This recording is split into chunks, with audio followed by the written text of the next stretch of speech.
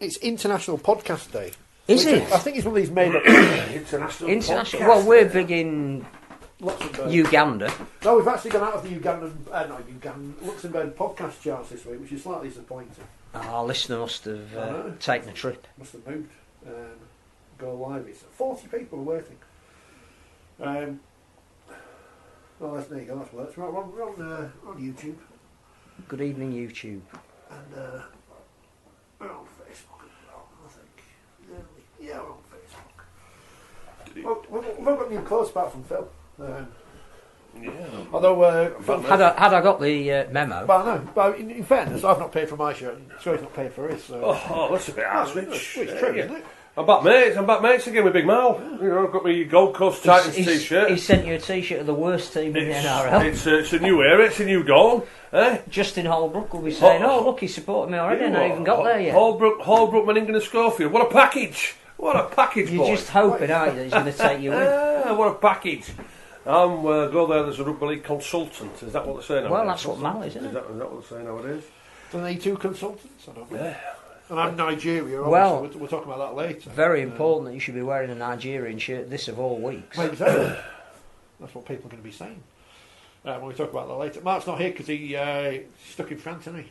Unavoidably detained. Yeah, bloody air traffic control. See, that's why Boris. Sorry, he's too busy these days. None of that. I think it's more to do with the 6 bottles of pastis that he probably drank last night. Do you like the idea now that, of course, we've got to this point in the season where, well, they didn't expect it, did they? They thought, Toronto, they're going to win this, and that's going to be all right. And now Featherston Rovers have turned up. Some pit village run out of pit. And they might be in Super League next year. WF postcode area taking over. So much so even Bradford wanted to move there. It's 4020 live. We went on slightly early because we're not bothered. We do whatever we want. I'll get the, because I know Scotty's got something to mention, I'll get the housekeeping on the way. Tonga shirts. You remember Tonga? They were good. Relive the days of the World Cup. Yeah. They used to play. Relive the days of the World Cup by getting hold of one of their shirts and the good people at Mascot Browns. And you can get £8 off using the code. I don't know how you pronounce it. I think it's Mar. I don't know. Marte Mar. Matemmaa. It's like the Countdown Conundrum. So, yeah. Mascotbrowns.com. Too many vowels. £8 off a Tonga shirt with that until midnight tonight, if I remember what time it is. Before we get into the meat and drink of all the exciting rugby league action, Scott, you wanted to say something? Yeah, I do. Yeah, thanks, Rich. And as I say, Phil, good evening, mate. I'm feeling okay tonight. We're good. We're good tonight. Yeah, we're also no little rotten germs about. So we're back to full fitness. I'm a little rotten germ, but that's neither here nor there. No. I didn't mean that one little bit. And we're not going to get ripped in. But first of all, I just want to give a big shout out. I was at Huddersfield on Saturday, and it was at an amateur rugby league club, Almondbury Spartans, and they're in the Premier League, and they've got two sides, the first team and second team. They've got around about 36, 38 players. Obviously, they're like a few more. Don't worry about that. But also as well, they've bought a new facility there at Almondbury. It's an old cricket place from there. They're doing it all up, and now they're looking to get a junior section started from there. So the enthusiasm of the chairman, Craig Morgan, and also to all the people who were there, you know, the volunteers and what have you, absolutely sensational. And certainly the purpose, what they're showing, and the desire to make that a success, you know, it's going to be great for them. So Almondbury Spartans, if there's any kids around that area from there, from 7 upwards, so around about 15, 16, get yourself down there, send some inquiries, because one thing for sure, the enthusiasm what they're all showing, they want to get rugby league, they want to make sure they get the kids off the street, they want to get them off the sofas and out of bed and off the computers. Rugby league's the name of the game, and I say well done to Craig and all the volunteers from there. I'm sure it's going to be a great success. And they designed a lovely shirt for you, which incorporated all the teams you played. Yeah, it's quite nice actually. Yeah, it was good. Yeah. It's very good. Raise a few quid, hopefully. And I've had a few made, and I'm looking to sell them, to be honest with you, because you know, as everybody knows, I lost my wife 20 years ago with breast cancer, and all the donations go to St Jamesville. But anyway, that's another story from there. And I just want to say thanks to the respect what they showed me on Saturday. Open it officially was there. But the thing about it, the British weather again, it was absolutely steaming down. It was steaming down, but one with a short, it didn't stop the enthusiasm from there. I was there for around about 4 hours.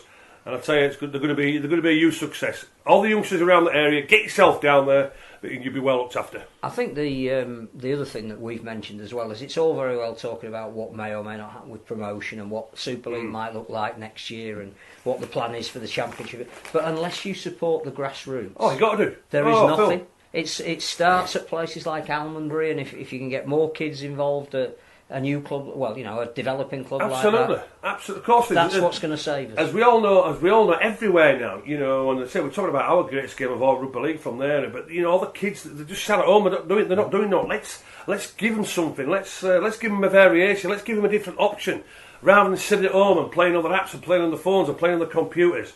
And as I said, what I saw there on Saturday, they are enthusiastic and they want the juniors to come from there. It's a good facility. It's only going to improve. And I say well done to everybody. And the other thing that I would say, because we were discussing this with the community club that I'm involved in this week, it can't all be about winning. Because not everybody can win. It's all about giving kids a really good time in the right sort of environment. Correct. If you win, that's great. But if you don't, as a kid, you've got to learn to accept defeat with grace, with dignity, but just enjoy it. Number one, enjoy it. Yeah, but also as well, Phil, can I just remind people out there, stop going on at me then, because I didn't win anything. All right, stop going on at me. Stop taking the mickey out of me because I didn't win anything. Rather than as a Stop taking the Michael out of me because I didn't win any major trophies. By then, I think you were probably in a different league. James comments on every video about the mushy pea thing. I'm going to go back because he sent me the timestamp of when you said it. I'm going to go back and find it, but I've been busy, so I haven't been able to do it yet. But we need some content for after the season finishes, because it'll be over soon.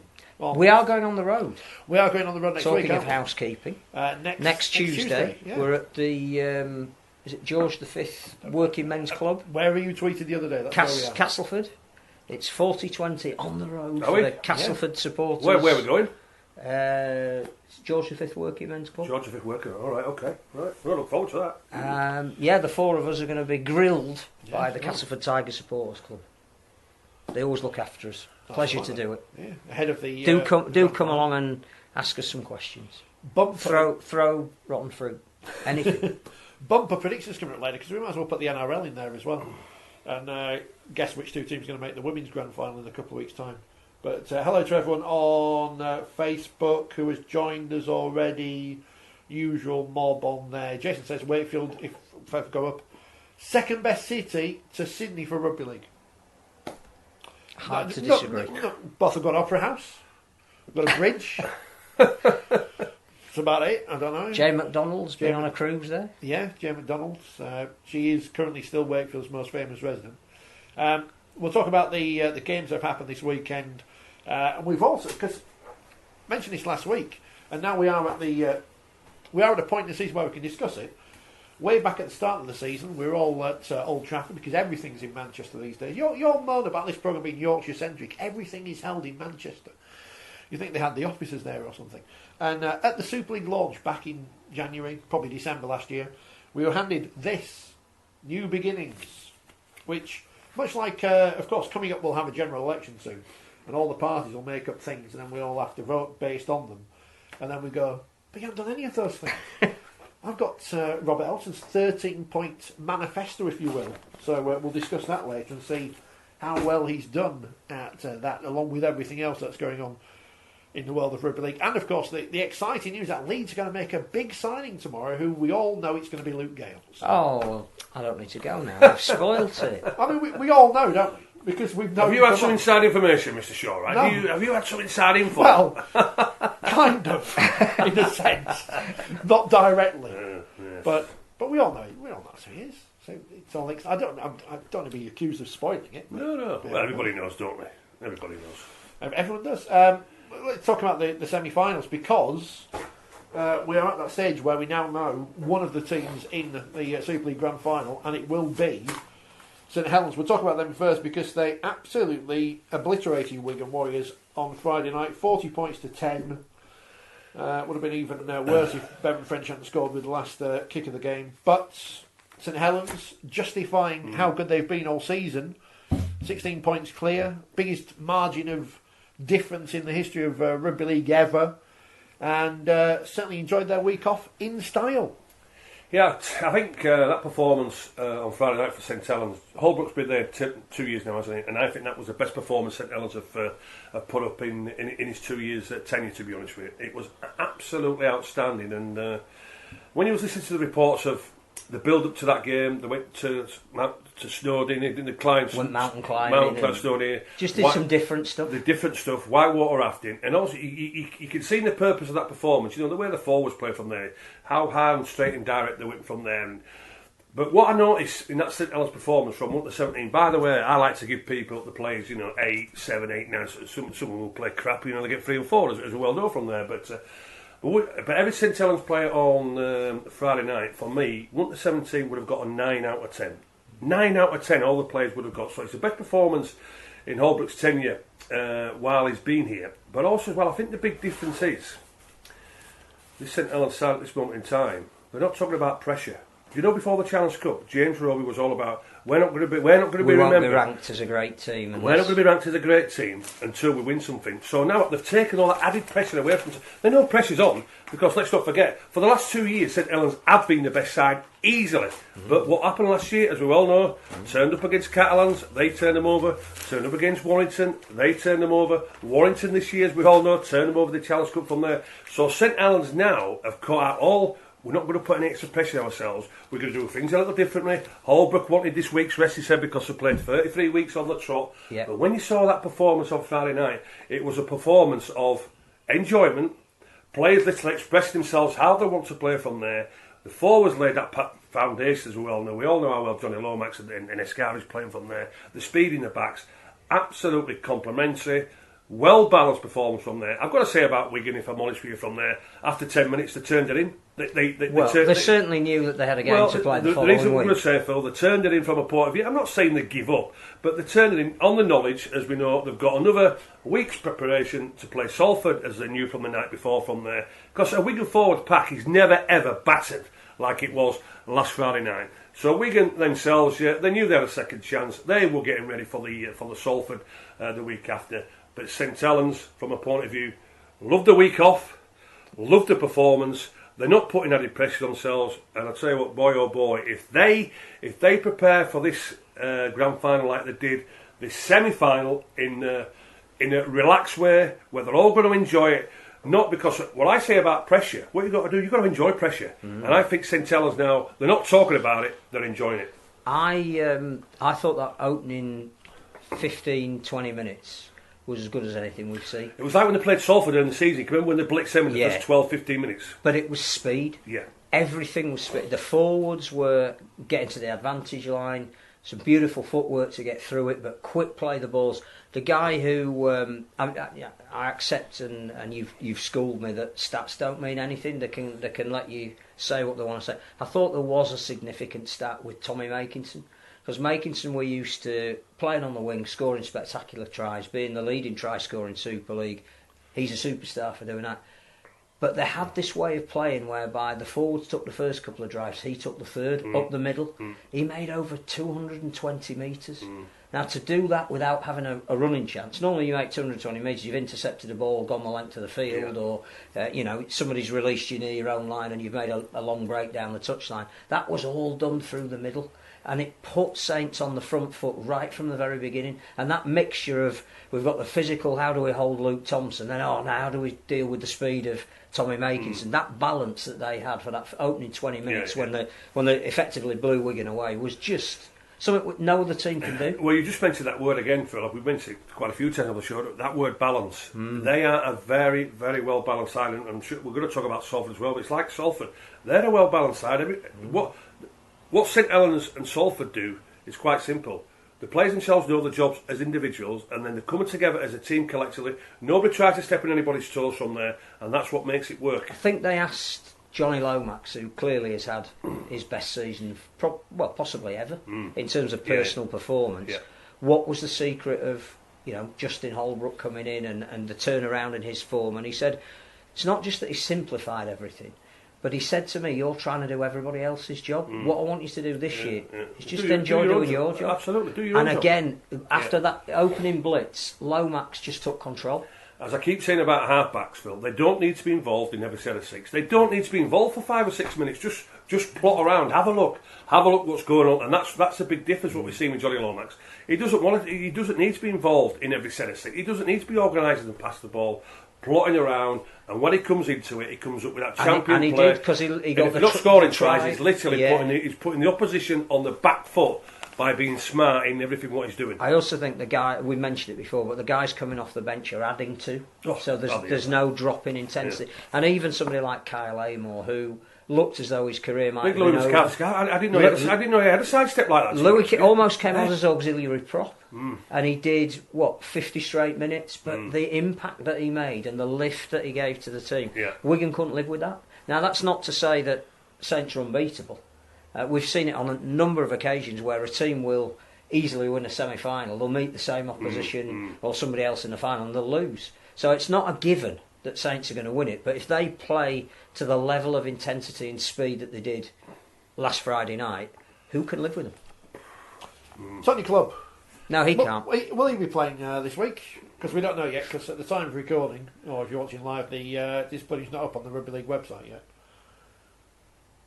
I think it's more to do with the lack of meters that the Wigan forwards made, whether Tony Clubb plays or not.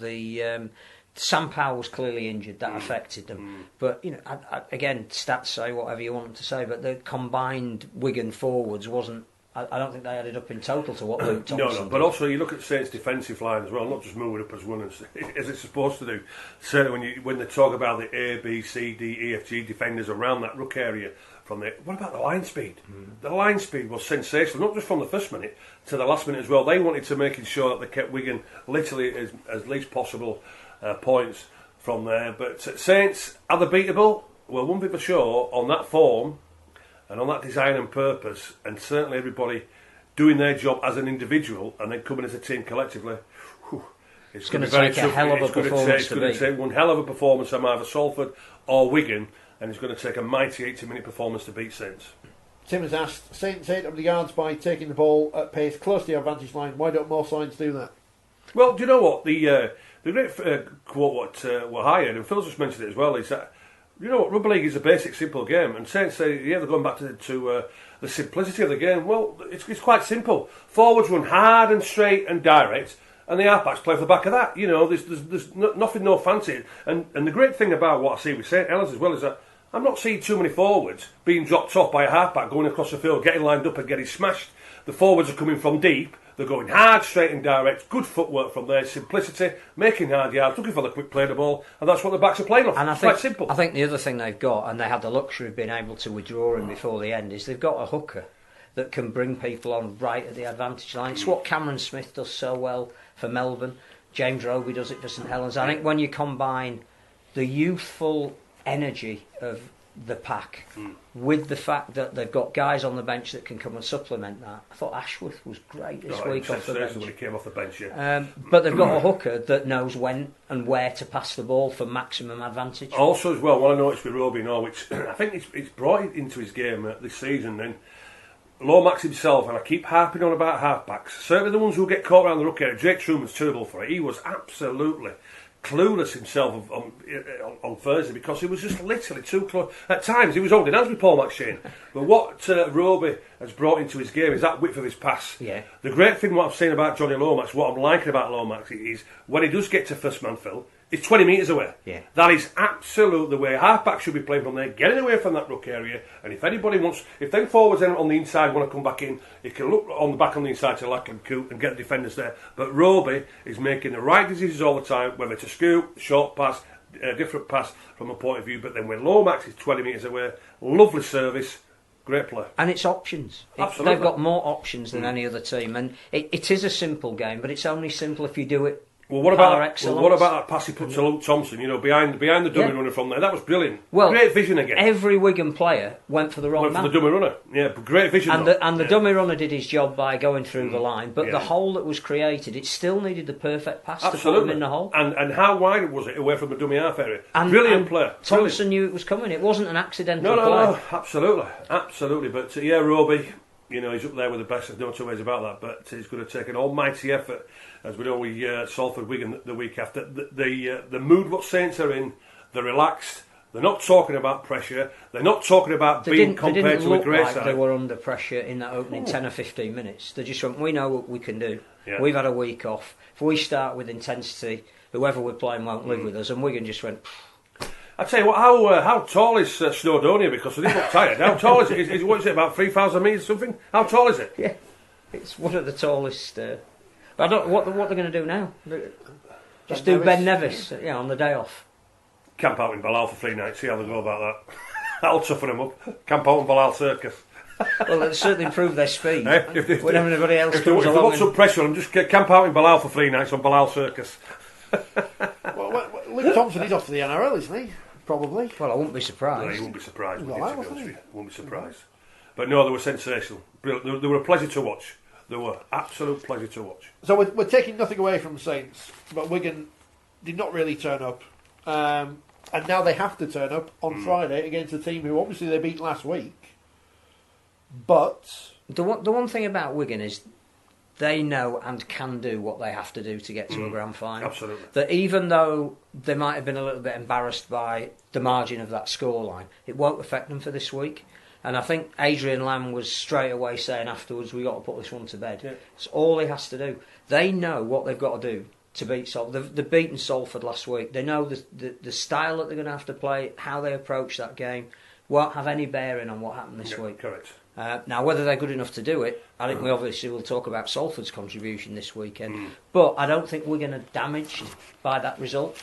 They know precisely what they have to do. And if they were to play Saints again in the grand final, it would be a different sort of game. But there was a huge disparity in quality between first and second this week. Well, when they talk about a wounded warrior, yeah, but I've got to agree with you again from a point of view where Adrian Lamb and the players have been simple on that performance on Friday. Forget about it, it's going in the filing cabinet, and that filing cabinet's a bin. Nothing whatsoever to come out of that performance from there. As we know what's in Wigan's DNA, they know exactly what it takes to get to Old Trafford. They know exactly what it takes to win a semi-final when the pressure is on. Because hey, listen, let's not forget here, Wigan are the holders. Yeah, so they don't want to give up this trophy lightly. I can reassure you. And I'm saying against as the so-called minnows in Salford. We all know how well Salford played 2 weeks ago from there, so they know exactly what they're going to come up against. They know they're coming up against the best player in Super League so far in Jackson Hastings.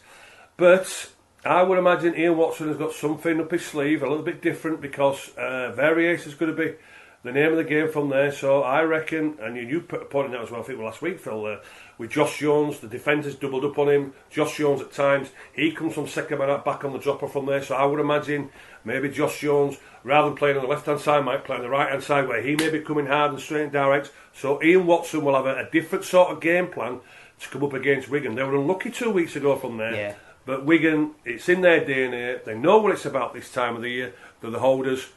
I tell you what, can't wait for it. I think Salford will acknowledge that where they couldn't quite do it the first time they played Wigan was scoring early. They had all the opportunities in that first 20 minutes, but they couldn't fashion a way to get ahead. Yeah.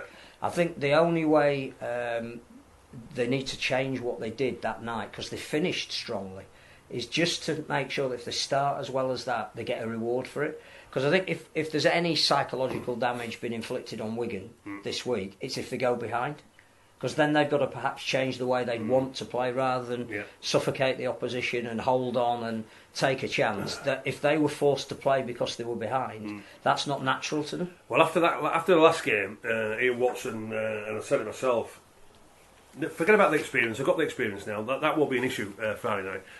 They just weren't smart enough at times. Yeah. So on Friday night, they were patient enough when they played there 2 weeks ago that they weren't smart enough at important times. So that's going to be the big thing for Salford on Friday night. But against Cass, they did all the damage early on. Yeah, they did. So once they were 14-0 up, it didn't matter that it finished 22. They'd won that game. They've done that, but still, and they need to do that against Wigan. But if it doesn't happen, though, Phil, they're going to still have some momentum. Yeah. So they're still going to have to be patient, but smart at times, rather than maybe going for that final pass or maybe going for that clever pass or a little flick play and whatever. Just be smart, just build that a little bit of extra pressure, maybe get another set. But if you get a chance, you have to take it. I understand that. That's what they didn't do. Because they did make chances. Yeah, but they didn't take the right option. Chances. But again, in vital times, they weren't smart enough. They tried to push it a little bit. I can't wait for it. I'm a bit concerned Andy is trying to watch us on his phone and he can't get the sound working. Now, unfortunately, we don't know any IT experts. I understand the Prime Minister does, so if you want to get in touch with him, Andy, he'll probably be able to sort you out. Jackson Hastings, who may well be the Man of Steel by the time you watch this programme next week. I'm not going to ask who he thinks he's going to be the Man of Steel because it's unfair, he's on the panel, but we'll ask him that next week. He says, and Jackson Hastings, is the Rugby League Writers and Broadcast Association Player of the Year. When I put my vote in, I wrote one name down first, and then I changed it and put Jackson Hastings, and the other name I put down was the man he said should be the Man of Steel in Johnny Lomax. It's difficult to tear the two apart. I chose Hastings on the fact that he has, and Salford are a team, don't get me wrong, but he's the focal point of everything that has been good about the season that Salford has, because all the credit goes to the halfbacks, as we know, never to the people who do all the hard work. I think that Hastings' contribution has been more than what he's done on the field, and that, for me, that interview where he said, I look up to Johnny Lomax and I wish he had the skill set that he had and he's been the revelation. I just thought that was he's got this ability to say exactly the right thing. He's such a fantastic ambassador, not just for the sport and the club that he plays for, but again, you know, we talk about, and we'll come on to what Robert Elston hoped the season would achieve by way of promoting personalities. Jackson Hastings has more to promote this sport this season than anybody else, and Warrington have had some very clever promotions, and every club's tried to raise their game digitally, but what Jackson Hastings has done, the way he's gone about meeting people and giving away his boots and spending time with all the fans, and the number of fans of other clubs that have tweeted him saying you're an inspiration. I just think we owe him a huge debt. I think what Jackson's done though, Phil, he's learned a hell of a lot, hasn't he, from his days in NRL. We all know with the misdemeanours, and I'm not going to harp on about that. So what Jackson has realised is that, you know, I've got some talent here, I've got some ability. Salford have given that opportunity from there, and he's realised, why am I wasting this? Why am I wasting this, you know, whether it's through drink or whatever from there? But I'll tell you what, the kid has been a credit, not just to himself, not just to the Salford club, but also to the Salford supporters. The respect what he's given him, Salford supporters. We were at Salford last year, me and Matt Wilson, and some fans were saying to us, you know, we can't believe what Jackson Hayes is like, what he's like, because all he wants to do is just mix with us, have a couple of beers with us, and have a laugh and a joke, and we don't often see that, the fans were saying from there. What Jackson Hastings has done is let people know what a quality rugby league player he is, what a quality person he is off the field from there, but also to the big thing what he's showing to rugby league in general is respect, and it's a credit to him. I think there was an interview, maybe it might have been with Justin Holbrook, who coached Hastings when he was a 16-year-old. I think when Holbrook was at the Roosters. It might have been one of the other clubs, but they were together when Hastings was coming through. He said more natural talent than anybody, but something happened to him in his teenage years where he became inhibited. He stopped doing that thing that all halfbacks do, that they want to get the ball in their hand and do something with it. Well, I guess maybe at the NRL, but Salford has given him that. Absolutely, they're saying the NRL, as we all know, you know, the robotic, you can't do this, you've got to do A, B, C, and D, up till Z. We've seen a couple of semi-finals this week which were anything. I fully understand that, but you've got to be ultra disciplined in the NRL. You can't even go to bed without somebody turning the light off for you, and all this changing the light bulbs. That's how strict it is and robotic, I guess, from there. And it didn't suit Jackson Hastings, but. Tell you what, all right, didn't work out in the NRL, but it certainly worked his Super League from there, and it's been a credit. As I've just said, it's been a credit to himself. It's been a credit to Rugby League, Salford and Salford supporters. But the great thing about what the kid is doing is showing respect to everybody, and that's great. And that interview that he did about how good Lomax has been this year, that was the ultimate respect. He wasn't saying that because they might be playing St Helens in a final. He said it because you could tell he genuinely believed it. I tell you what, next year he's got some boots to fill. Kevin Brownlee, Brownie. Hope it works out for you, Kevin. They're going to have to play a different style. You've got some boots to fill. So, but hey, listen, I would imagine Kevin being out all season this year, he's hungry again. He wants to make sure that Salford can keep that consistency where they want to get to. And that halfback, is Lola here staying at Salford or is he coming back to Leeds? No, he's staying at Salford from there. So that's a good halfback combination from there. So hopefully for Kevin, he can carry on where the good work's being done for Jackson Hastings at Salford. Will we see then, and we'll do the predictions later, so this is kind of giving away the answers already. Will we see that battle in the final then, Hastings versus Lomax? Before we get to that, because obviously that should be the climax of the programme, what we have got is two great underdog stories, which at this stage of the season, I didn't think we'd have. So Featherstone having, representing the old world against Toronto, the new world, that's a story and a half, and what Featherstone have done to even be in that final. And the Salford story's just got better every week. Teams were falling over themselves not to qualify in the top 5, but Salford made it to 3rd. And so far, we haven't talked in detail about the Salford Cass game. I just thought, again, Cass have got some issues scoring points. We know that, and I'm not sure how. If Luke Gale is fit, selling him solves that. They need to go down a different route. They've obviously decided that the money they'll get from selling Luke Gale allows them to go down a different route. But 2 years ago, Cass they had Hardacre out the back, who, if they decided to go that side, was virtually unstoppable. They had Gale patrolling the other way, and people like Eden and Shenton on the other side. They had potency right across the back line. Yeah. They scored points for fun. And if they had an Achilles heel, it's perhaps that they didn't defend as well as they attacked. Now we know they can defend, but they can't score points. Absolutely. But also, so when you look at that, we know Hardacre is misdemeanour from there. He had to go from there. Gailey's not played for 2 years. Shenton, he's been out for most of the season as well. And Greg Eden, he's been in and out of form from there. So when you look at that left-hand side, it's been literally ripped apart, hasn't it, from there from a point of view. But when we do look at Cass and young Truman, he's got it all. He's got it all. But the big question is for Truman is he needs a halfback partner. Yeah. He needs a halfback to again. What kind of a halfback partner does he need? Because he clearly is the creative force. Yes. So he needs to stand a bit further back and, as you say, the plotting. Yeah. So what does he need inside him? Does he need a Danny Richardson, or is he a similar type? Well, of Danny player? Richardson is a sort of similar type of player. But what Richardson would bring, he would take the pressure up where he could just get to first man. From there, and just every time Truman starts coming closer, get away from here, get away. I don't want you anywhere near. When you want the ball, when you call for it, you get it, whether it's on the 3rd, 4th or 5th tackle, but you're not coming anywhere near 15, 20 metres around this hook area here, because you've got to get a decent kicking game as Richardson from there, if Castleford do sign him. But certainly Truman needs a quality halfback with him. Matauchi's not good enough from there. Jordan Rankin's been trying at halfback as well with him. That doesn't help from there. So Truman, to fulfil that potential, he needs a quality halfback.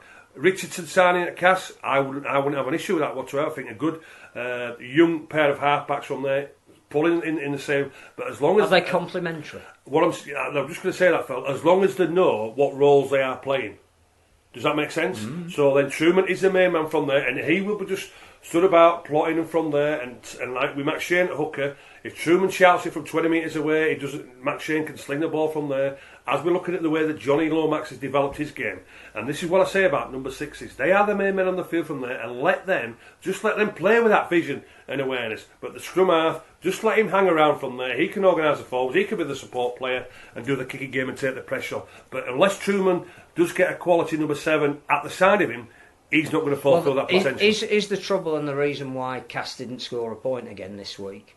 The fact that if you identify that Truman, everything's going to go through him because he's the only outlet they've got. If you close him down, which Salford did brilliantly.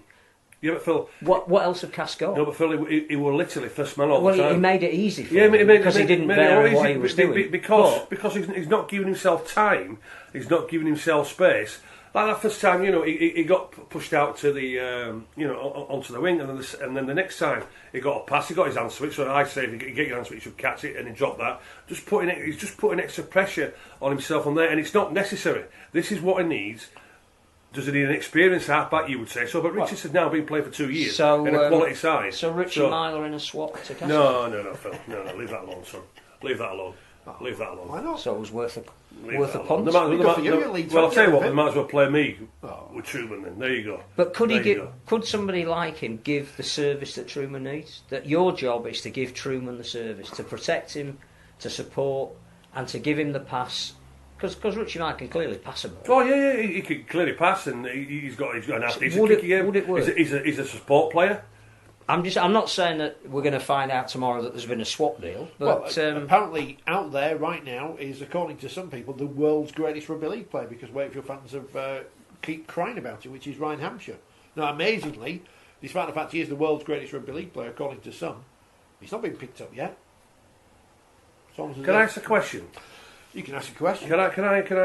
Well, I like the answer. I don't know. It depends what the question is. Ask a question to you, Richie. Ryan Hampshire. Yep. By all accounts, offered a 2-year deal. Good money, by all accounts. Well, it's all scuttlebutt and well, yeah, but he wanted so and so, and now, because everybody, I think, realised in the game that he's an okay player. To be honest with you, he's an okay player. You know, and for me, the 2-year deal what Wayford offered him, he should have signed it. He should have photocopied the contract and signed it again to make sure he was doubly done from there. And now he's going to find himself in the wilderness because... Or he's going to end up going to a club that he isn't quite as passionate about, because Wakefield is... Yeah, and he's not going to get the money. And he's going to get less money. He's going to get less money. Because everybody will know what he's been offered by Wakefield. Well, exactly. Everybody knows, and everybody knows what money he was asking for. So whether his agent, I'll tell you what, you've totally made an absolute toss of this one, and... he's going to find himself out of the game. He is. He's got the perfect opportunity to tell us every week, hasn't he, about how great he is. I would say I've got no idea what the figures are involved. I've got no idea how much anyone gets paid at Wakefield. And to be honest, I'm not really interested. All I'm interested is that the club stays afloat. And I've seen too many times in the past okay players and good players given too much money and then the club goes bust. I'd rather, I'm more prudent. Yeah. But also as well, even still now, Ryan Hampshire, he still hasn't got a position where he's played week in and week out. Well, that's either a good thing or a bad thing, isn't it? You're either overly versatile or you don't nail down a song, and then you become an expensive luxury. Correct. All the clubs don't trust you to be, if he wants to play full-back or he wants to play 6 or 7 or whatever, they don't trust you. Simple as that. I don't know what goes on. I can only read what I read on social media. Well, I'll tell you what, but I've got a feeling he's been very badly advised in various Hey Richie, would be for sure. If I were at Hampshire's agent, I'd be saying, "Hey, get that signed now. Get that signed because nobody else is going to give you nobody else." And Chris Chester seems to like him, so he seems to be playing week. It's the club he wants to play. He loves Wakefield. He said that when he scored the 2 tries, A, B, C, and D. But I'm sorry, he's become Billy Big Chris Hills. He's got too big for himself, and now he's finding himself in the wilderness. Season's finished. Simple as that. Season's finished now, so we can talk about things that we heard during the season that we couldn't necessarily talk about at the time, can't we? Because everything's finished, everything's in the books, and everything's written down. One, I don't think Ryan Hampshire will be Wakefield's top try scorer had Tom Johnston not got injured. True. Or Bill Tupu. I'm trying to think how long ago it was. It was when Wakefield were in their slump, but not quite in the slump that it became. The big rumour was, and I think he was in the papers, wasn't he? He was off to Huddersfield in a swap deal on loan with Oliver Roberts, I think it was, wasn't he? Yeah, and then Danny Brook broke his thumb, so Wakefield needed Ryan Hampshire. So it's a mystery. And now Huddersfield don't want him. Well, they'll know what they're prepared to pay for it. It's and it might be what he thinks he's worth. It'd be a lot more. A lot less. A lot less than what Wakefield said. Yeah, it's a 2-year deal, and it'd be a lot less than what Wakefield offered him. Don't worry about that. Ulkiano said no, they don't want him. But the fact of everything is, it doesn't matter how much a player loves a club. It's irrelevant. You ain't going to again forget Leeds anymore, are you, Scotty? Oh, does he? Well, I love Leeds Rugby League Club, but nobody give me a job. I think it doesn't work that way, does it? I'd rather have, speaking as with a supporter hat on, I'd rather have a team of, well, look at Salford, right? Jackson Hastings. They knew when they signed Jackson Hastings, he's not going to be there for 20 years, is he? He's not going to be there for 10 years. He's probably going to be there for 5, he's there for 10. They did well to get the second year out of him, and he showed a great deal of loyalty because he could quite easily have gone at the beginning of this year because there were suitors after him. Would you rather have 2 years of a very good player sheer quality, or 10 years of average? Yeah. Everything what Jackson Hastings has done, both on and off the field, is that word again, being very smart. Well, I think that, again, we'll wait and see if Leeds do unveil Luke Gale. Sorry, when Leeds do it. One of the. I mean, clearly he has to have passed a pretty stringent medical, otherwise they wouldn't sign him. But one of the things he can bring, apart from the fact that I think there is there's a big deal of unfinished business, and I think Leeds want players at the moment that have got something to play for. So I get that. But the big thing is, can he be the mentor for Callum McClelland? Because they're in the same stable. Gale has set up his grassroots, going around trying to train half-backs, and it's something that Danny Maguire's very passionate about now that he's finished. He wants to develop the next generation. Is it a good move from a Leeds point of view that they've got another kid just behind him who, if he spends a couple of years being mentored by Luke Gale, could be their answer for the next 10 or 15 years? Well, I watched McClellan yesterday for Featherstone, and his kicking game's okay. Like it's like a lot of the halfbacks kicking games all right. Oliver Russell's all right.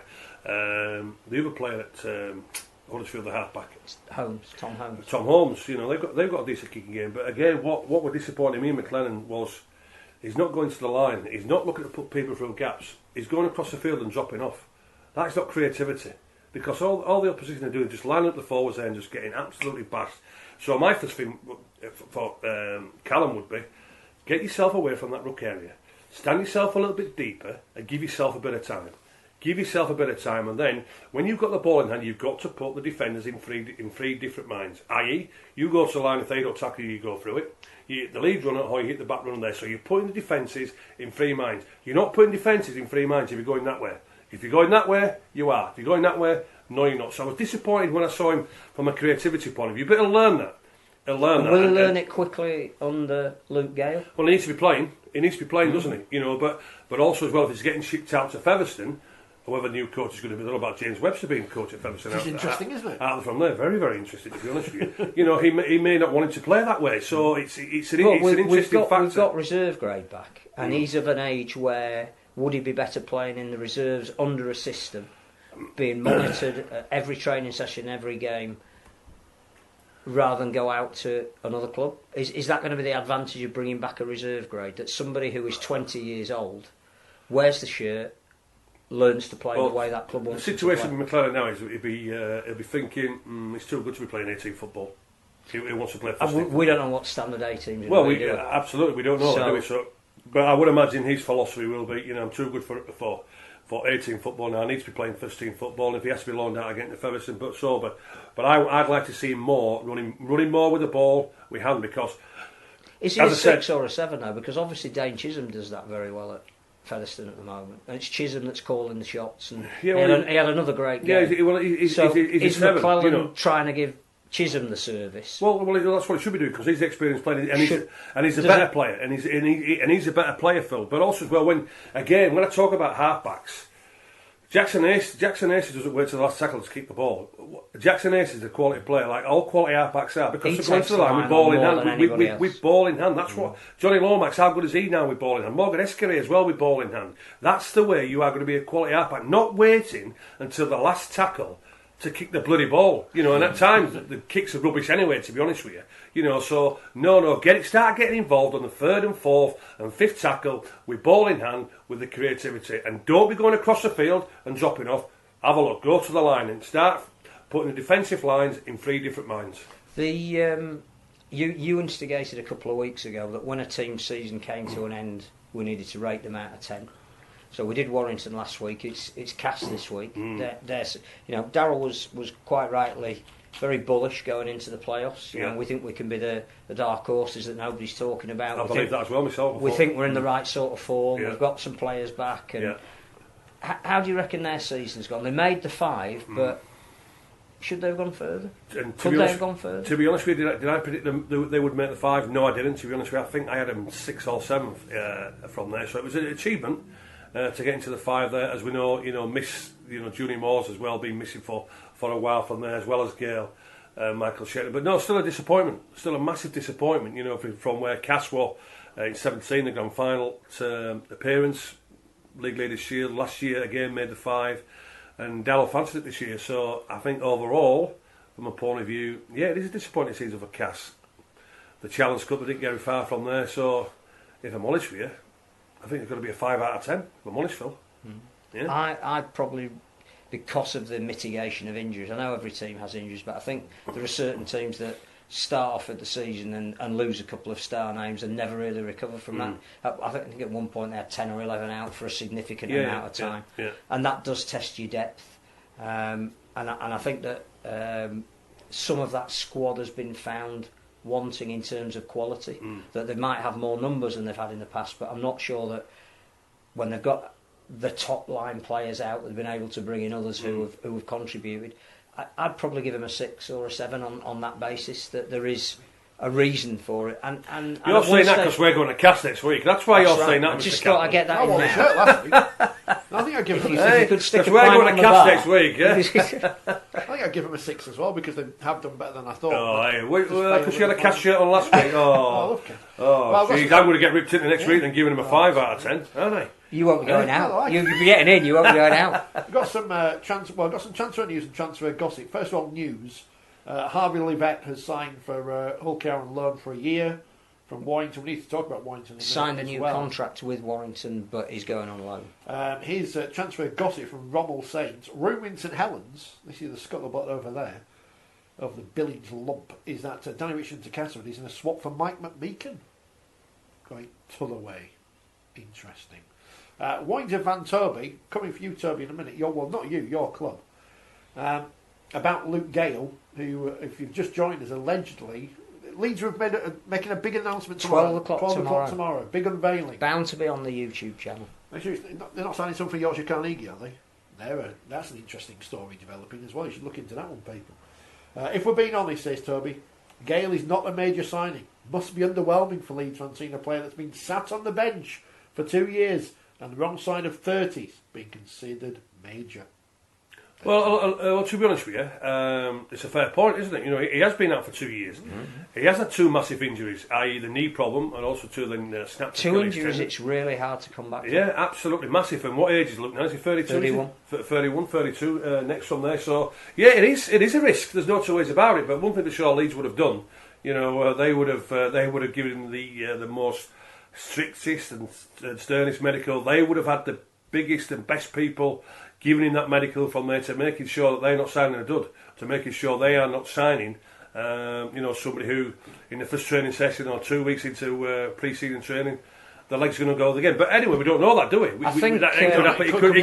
could happen to anybody, couldn't it? You know, Luke's been saying for a few weeks that he thinks he's fit. He trained last week with Cass, you know.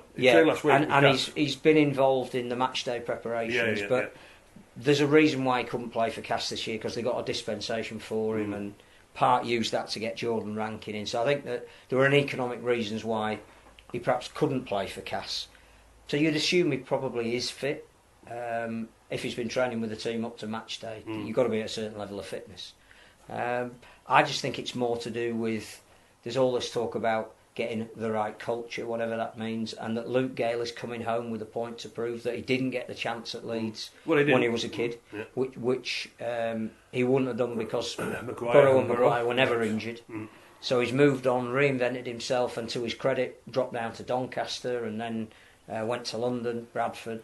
Yeah, he's done everything right to become the England. So we shouldn't forget, 2017 World Cup, he was the England scrum half. On his day, still the best scrum half in Super League. So I don't think there's a risk. I think it is a big signing in that there aren't too many English-based half-backs that come on the market. It's whether he can recapture the form of 2017. Pleased to say, by the way, there's more people watching us on YouTube now than are in the stadium in Doha to watch the Athletics. That's good news. What, 6? By the way, as well, can I just mention with Salford as well, because I found it absolutely fascinating, and I would applaud it myself. Robert Louis went back there on with his kids on Thursday with his kids, and you know what? The Salford fans were absolutely sensational.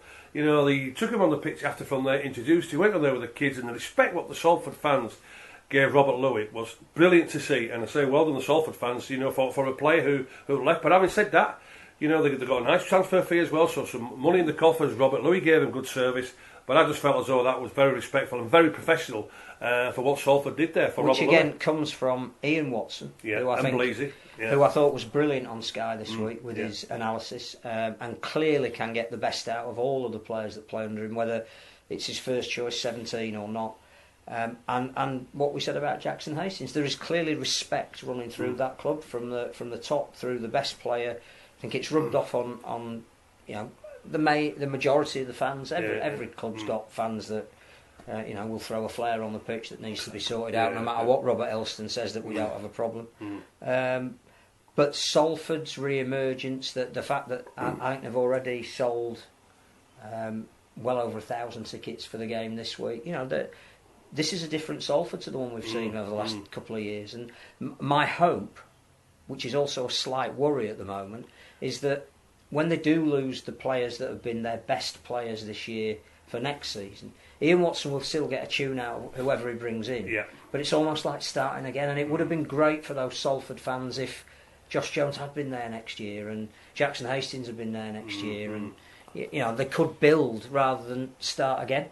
And that's what we've got to be wary of. And I must say, I think it was the Player of the Year, wasn't it, on Thursday night? I know Jordan Rankin. Do you know as well? You know one thing what he told us as a kid is when you're going down, when you're that left-hand touchline, you have the ball in the in your left-hand side. So you've got this. This is called an handoff, which is called a weapon. You can fend. He could have quite easily done that, and he had because when he was going, I was thinking, change the ball, please. Anyway, he didn't do. But 9 levels, the tackle wasn't that rugby league at the best. Yes, that has got to be the moment of Super League 2019. Well, that was a game changer because you think absolutely. that if Castleford had scored then, not only have they broken this, we don't know how to score, but they're back in the game mathematically, and it was such a majestic tackle that if that had been in an NRL semi-final, we'd have been seeing clips of that all day, every day. But if he'd have had the ball here, he could have literally. All he could have done, he could have just stopped, and then when it come, nicely use the.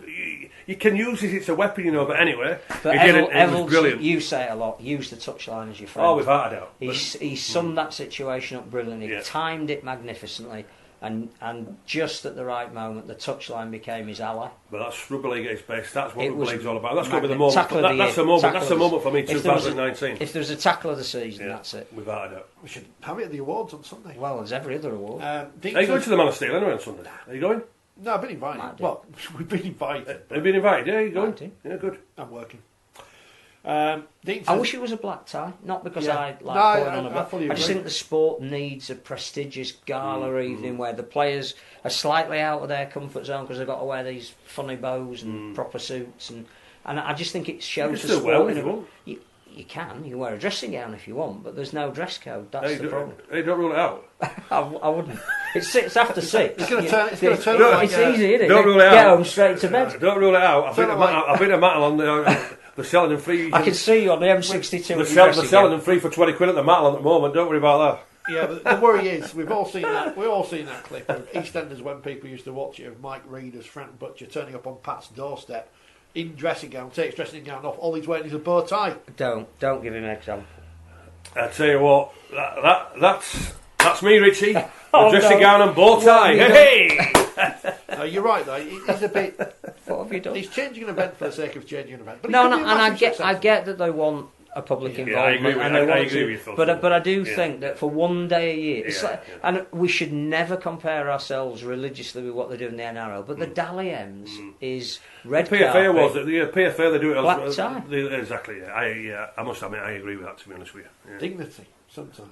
Not on this programme. The dressing gowns are back. We'll wear it next week. Black tie. We get some 40-20 dressing gowns. Hey, I'm going to go to Cast next week in my dressing gown. I'm going to Castleford next week in my dressing gown.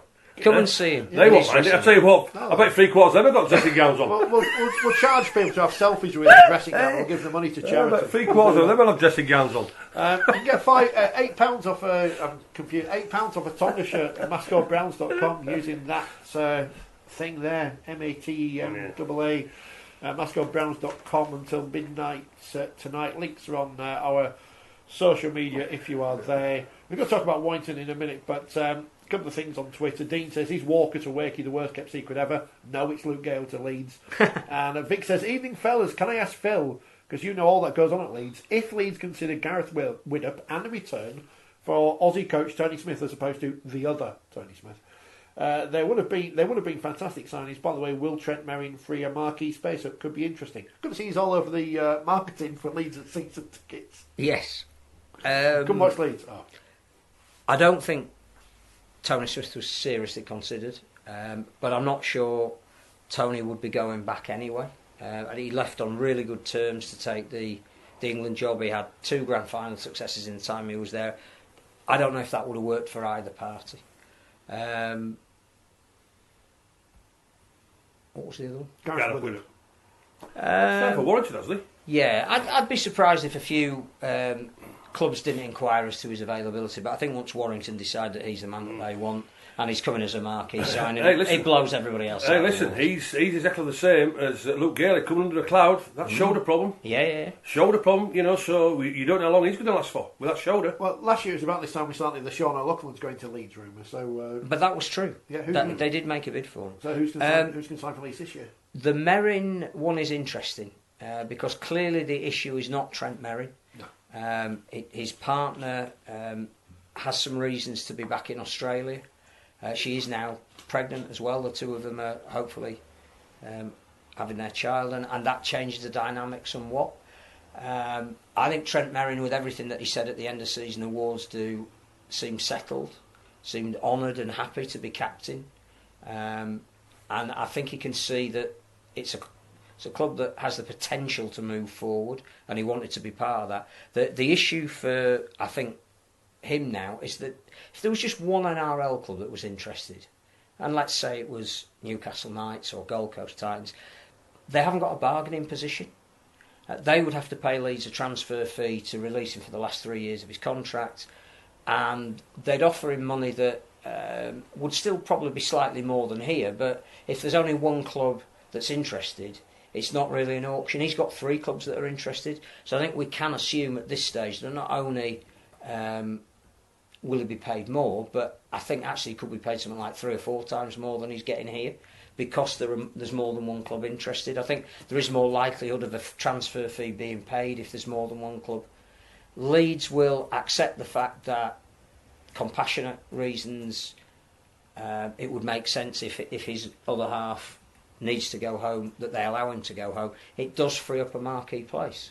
Now what you do with that marquee place is interesting. I don't think Luke Gale is coming on a marquee contract, so would they be able to replace Trent Merrin with somebody who, let's say, offered an equal amount of marketing impact? And there is one person out there in the NRL at the moment, let's start the rumour now. Colin Watkins. No, who I think, if Leeds signed, who is a like-for-like replacement in terms of position for Trent Merrin, would immediately trigger a massive amount of interest in terms of column inches for the sport as well as the club, would sell a hell of a lot of merchandise on the back of it. Cameron Smith. No, I think now is the time for Sam Burgess to come home. Well, Cameron Smith, he hasn't decided he's playing for the Storm next year. No. Cameron Smith's got to be the man. You think he could do a Danny Medeiros and spend his last year over here? Oh, Cameron Smith, the way he plays, can play for the next 4 or 5 years, to be honest with you. And he plays as Kevin Sinfield as Danny Maguire as referee as well. So I would be looking at Cameron Smith, I looked at Souths playing that semi-final, and they look like a team now that needs to be in a little bit of transition. Sam won't come back over here with the lifestyle he's got in Australia. Well, I think he might. No, I don't think so. The question, and also as well, the question I'm going to ask you for Leeds is, who's going to be the captain next year? Will they give Luke Gale the captaincy? Sam Burgess. When he signs. Have you heard something that we've not heard? No, I'm starting the rumour now. Well, so I think if you're saying that, I think that if you're saying that, Phil Phil Kaplan, it's not a rumour. You know something. I've just started it. You know something. I'd go for Cameron Smith, me. No 2 ways about it. Make him captain, give him a 3-year deal, marquee signing. Cameron Smith for me. You lot are like goons, says Andy. Yeah, of course we are. We were like the goons. They were quite good. Why did you say that? He's Harry Seacombe. Yeah. Why are you saying that, Andy? Why are you saying we're goons? Gary Schofield presents Highway. Oh, no. Singing on some Welsh cliffs with his dressing gown. Singing Bread of Heaven. Hey, it can be arranged. Yeah. Going up Snowdonia, it can be arranged, can't it? It can be arranged. Sam Burgess to Leeds. What was that, Michael? I'll be one of the potty men. Michael Benty. Michael Benty's potty time. Spike Milligan, obviously. Yeah. Can you say that? Spike was in a class of his own. Lisa says he couldn't match his wages. Tom says he's not coming back. He couldn't see himself coming back to the UK. Loads of money. Give him a box in the new North Stand. There are some tickets for the opera. There are some reasons why he might come back. I mean, he's seeing George come back to Wigan, so that Burgess triumvirate is being broken up. Sam Burgess to Leeds. Dewsbury's finest. You heard it here first. Go see Bradford again. We made it up here first. Yeah. It's nearly tea time, which is exciting. Which means that it's time to do all the roundups of stuff. The exciting news is, yes, it's a busy time for rugby podcasts apparently at the minute. And last week's episode currently is 34th on the Apple Podcasts Great Britain Rugby Podcast chart, which, despite being in 34th, is the highest ranked rugby league podcast because everything else is about something else that's going on apparently. Thank you, everyone. I don't know who all these other people are. Michael Liner, Johnny Wilkinson, never heard of them. Joe Miller, some foreign people. I don't know. Maybe they play for Japan. I don't know. So that's good. Although we have come out of the Luxembourg charts, which is bad news. Here's Tells22, who's left their review. 5 stars. A rugby league podcast with honest thoughts and feelings about the game. No hidden agendas and no boosting of own egos. They've never met Scully, have they? Well, yeah. Doesn't say makes things up. No. Hidden agendas are like fully out in the open. They lead to crisis t-shirts. Scott, you got an ego? Oh. Do me a favour. Richard can't find your Colmy League Express. It's in the middle, Richard. That's moved. Can find it moved towards the middle. Yeah, it's trying to get people to read more than the first couple of pages. I'll say just before the cup of tea comes from. Is it still Brian? It's still Brian. Brian's working his notice. Just I know Ian Watts is certainly going to be up there, but Danny Ward again, 2-year deal at London Broncos. Danny again just showing that loyalty. Great relationship with David Hughes, and the pressure's going to be on the championship. He knows that they're going to be a target from there, but 2-year deal. Well done London, well done Danny Ward, and I'm not changing. I say I know Watto's done a great job at Salford from there, 80 minutes away from the grand final, but still Danny Ward, London Broncos, 20 points, winning 10 games. Everybody, including the legend myself, saying maybe maximum 2, 3 games maximum to get the 20 points, 10 games. Coach of the year for me. Well done Danny Ward, well done London. Good news from Nigeria for all the Rhinos fans, because last week they were beaten, weren't they? Last week they were rubbish, but this week they've beaten the Kings 56-6. Haven 36, Broncos 10. The latest scores from Nigeria. She's still got the Nigerian shirt on this week. Well, it's important. Nigerian people are obviously much slenderer than people from Wakefield. 2XL, but it's nipping a bit, as Scone would say. It's the opening weekend of the the opening week. It is this week, the Middle East Africa Championships in the middle of Forty20 magazine, available now. Must be true, then. All good news agents. And it starts on the 2nd, which is Wednesday, with Ghana versus Nigeria and Cameroon versus Morocco, with the finals on the 5th, which is Saturday. So all the details are in the current 4020. I'm sure we'll bring you the results next week as well. We will be keeping a big eye out on that, because I think it could be the start of something really important in Africa. And more than these international matches, I think it's the fact that domestic leagues are starting and that you can give out results. I think the Ghanaian and the Cameroonian leagues are taking place. Oh, biscuits. So yes, keep an eye out on the internationals, but support the domestic developments as well. I'm sure there's a TV deal for this, isn't it, domestically as well in Africa, so I'm sure there'll be some stuff somewhere. Well, the other thing is these games are going to be featured on Yanga TV. There you go. Which TV. You can get on Sky. Right. So scroll through, see if the matches are listed, but you will be able to see rugby league from Africa. We should be celebrating that. Might get some viewers further up the box you go on Sky. Women's Super League. I was at Fev yesterday. It was wet. Featherstone beat Wakefield 26-0. Hopefully we got the try scores right, because they're the ones who put it in the paper. So either they've copied off us or we've just guessed. Some good tries from Fev, like the interception one, and Wakefield did a short kick-off that came off. That was good. But Wakefield finished bottom because they lost. York and Bradford were supposed to play at Dudley Hill, because obviously Bradford can't play at Oddsall anymore because it's been locked up, depending on who you believe. But that didn't get played because of the weather, which is... I don't know if they'll ever play that game. Didn't the York women go to the game that you were at? They were at Fev. All dressed in their Hawaiian shirts, all dressed like up in the Hawaiian men's stuff. team. Yeah? Yes. Brilliant. One dressed up as a pineapple got on the pitch after the game. Who was that? The York ladies went and supported Featherstone and Wakefield when their game was called off. But they were in fancy dress. So they're like a mad Sunday, right? Yeah. Elsewhere, Leeds beat Wigan 16-0. Courtney Hill scored a try, as did Abby Eatock. And saw bits of that on the Kira Bennett with the other try for Leeds, I should say.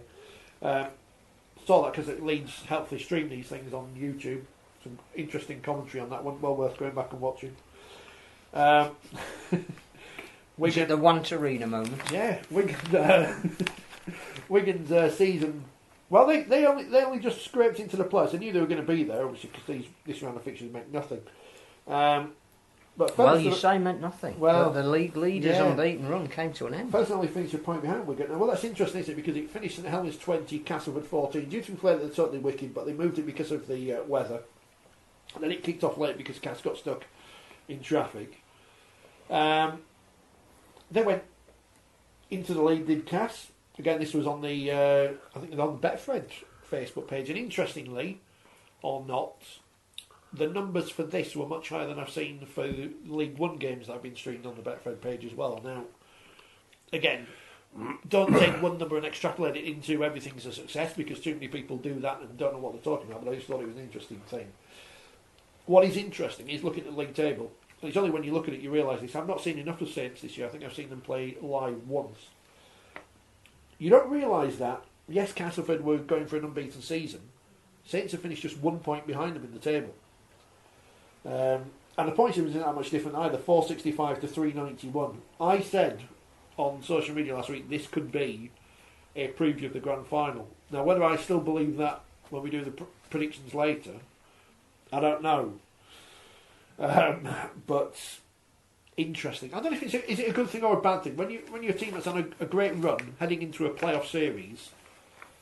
Is it good or bad to perhaps be knocked back a peg or two before you go into those big games? I don't think it does you any harm. I think you reassess. You don't take anything for granted. You double up on your process and make sure that the things that have been successful for you, you're still doing them. So I think Cass become more dangerous having lost their last league game of the season, in the knowledge that that could be the team that they play in the grand final. Danny can show us in the paper. Very photogenic. I saw a better interception than you this week. Did you? Yes. We'll come to that in a moment. So let's go through the semi-finals. Cass, Wigan, Saints and Leeds both apparently kick off at 1 o'clock on Sunday. It's good planning, isn't it? You'd like to think both will be on the app, but they just seem to put anything on there these days. What are they going to do this week when they preview the Oldham Newcastle game and realise Rangi Chase isn't playing? Why they've been obsessed with Rangi Chase in the build-up and all season for Doncaster, I've got no idea. Players in the Championship: Warrington versus Huddersfield, Barrow versus Stanley, Barrow Island Ladies I should say. And in League One, Keighley Albion versus Cutsick and West Leeds Eagles versus Halifax. So good luck to all those involved. Grand final in a couple of weeks' time.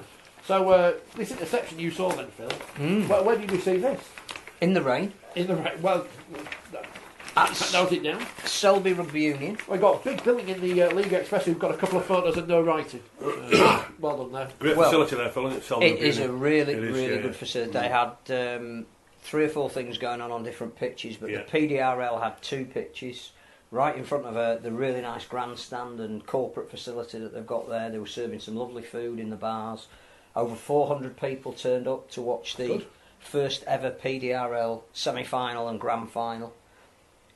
Really, I mean, we've been talking about PDRL ever since it started, and the admiration that we've got for the people that play it. I mean, you played it, but I would say that the guys and the women, Emma Kirk was playing for Wakefield, that play PDRL are the toughest that play this sport, because they've got things that they need to get over to even get on the field, and they don't sacrifice anything. There is no self-preservation at all.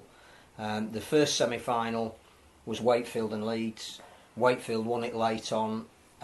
They played a brilliant brand of rugby, irrespective of the wet. They wanted to get the ball wide. They had a full-back and a winger who was superb.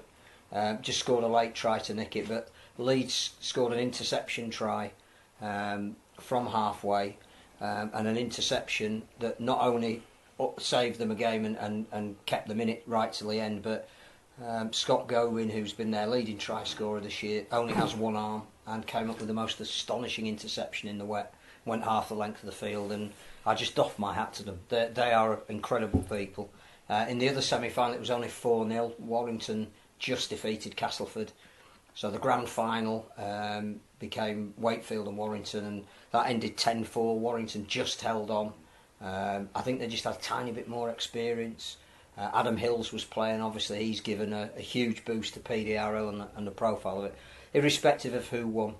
And I think you saw that with the camaraderie. There were a couple of development games, so whilst there had to be a gap between Wakefield and Warrington playing in the final, Leeds volunteered to play Wigan, because Wigan had come all the way over and lost in the 5th and 6th place playoff game.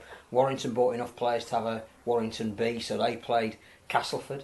And again, I think it's this camaraderie, and everybody was there cheering everybody else, no matter who'd won. I think the admiration they all have for each other is clear and evident.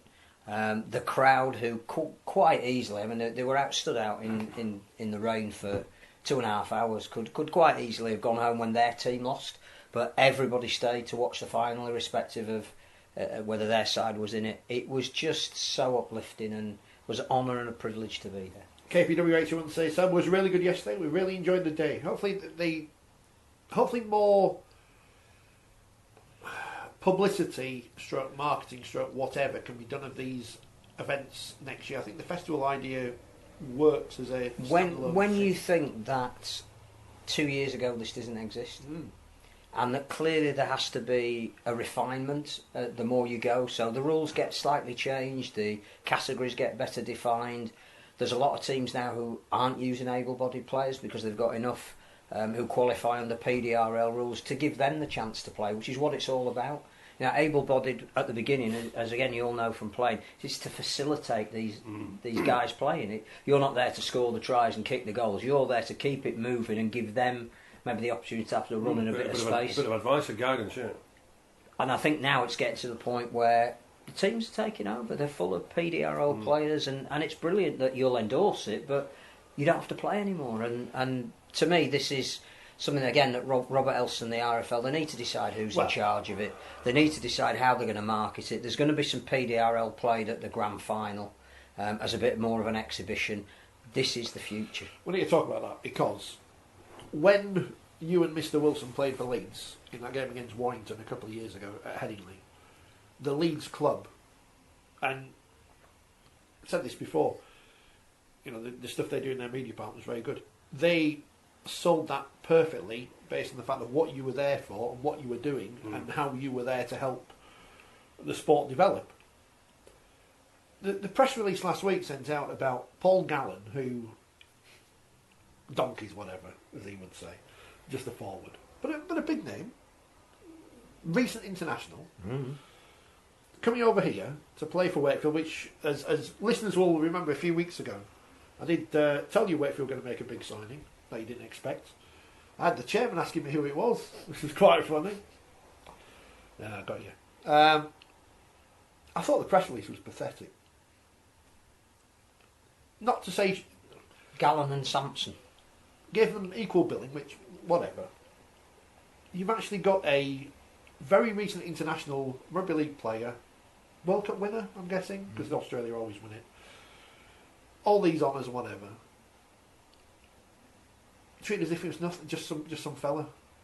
I just didn't get it whatsoever. I thought it was... We're trying to sell the sport. We're trying to sell many various different things. You've actually got a current player just coming to the end of his career in Australia. Current state of origin winner.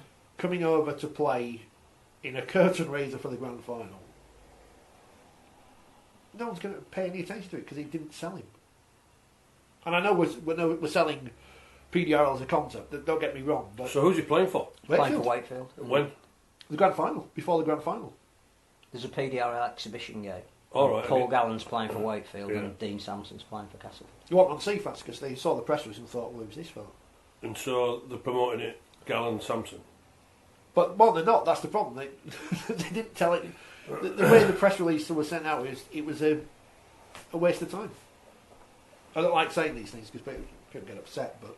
I think it's great that they're lending their profile to what will be another great exhibition for PDRL. But I would say that what we witnessed at Selby yesterday was worth more. You use these people to get eyes on what is the main thing. That's why they got Scotty to play for Leeds. And that's why Adam Hills has been such a good ambassador and mentions it on Channel 4 every time. And I don't know if his show is still on, but the next time it is, he'll be there with the trophy.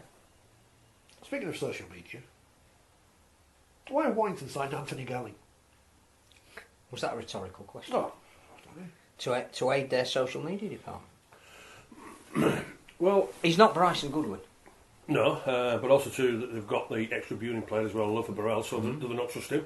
Do they not think he's going to make it with the... what's he played, about 3 or 4 games, has he? Since he came in June, July time. Yeah, but he's going to have his first full pre-season. yeah, and they signed the young kid as well from Widnes, who's a centre, and he's set his stall out. He wants to be part of the first team. He's going to... himself is going to get ripped in. He doesn't want to be a big part player, so... Yeah, it's an interesting one from Warrington, isn't it? People are picking up on the Sam Burgess thing now, so that's... Good. You'll be on all those clickbaity rugby league sites. Brilliant. Leeds to sign, big international player, question mark. Why do you stand on CFAX? Are the season tickets going out on sale, fellas? This why Go on, are yeah. they due out? Yeah. You know something, Mr. The offers Kaplan. are there. You know something, Mr. Kaplan. Right? Halifax have signed Matt Garside from Bradford, which means Bradford have got about 2 players left. It's going to be a bit lonely for John Keir at training. Roberts asked us about Richard Carr. I think he means Ryan Carr. Is he off the lease to be the assistant to Richard Agar? Well, Featherstone are apparently looking for a new coach, according to the paper. He certainly is leaving Featherstone at the end of this season, and he's done a magnificent job. There is clearly, we're talking about 2 coaches that are getting the very best out of their players. Ian Watson's doing it at Salford. Ryan Carr is getting nothing but brilliant testimonials out of everybody that's played for him this year.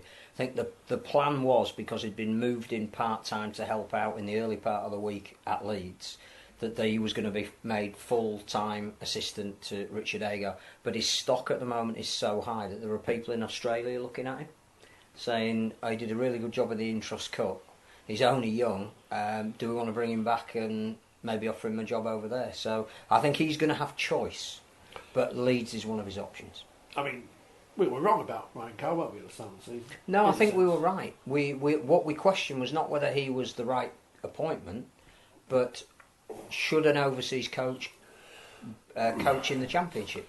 Should that be a proving ground for British coaches? And I think the compromise that we all came up with was that if you wanted to sign an overseas coach, you lost the ability to sign an overseas player.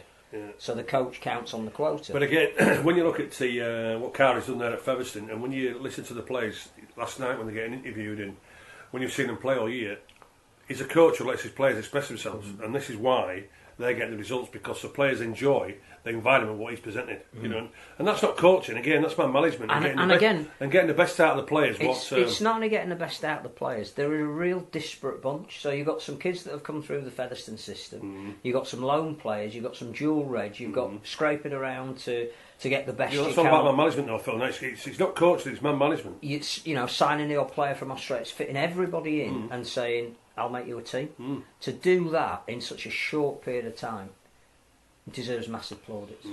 He's clearly a very, very good coach. I mean, we will get on to the predictions later, but we have to talk about Featherstone Rovers beating Toulouse yesterday, because beating them easily. I was at Post Office yesterday afternoon for the women's game and speculated on commentary because they're talking about this is coming up later tonight, blah blah blah blah blah.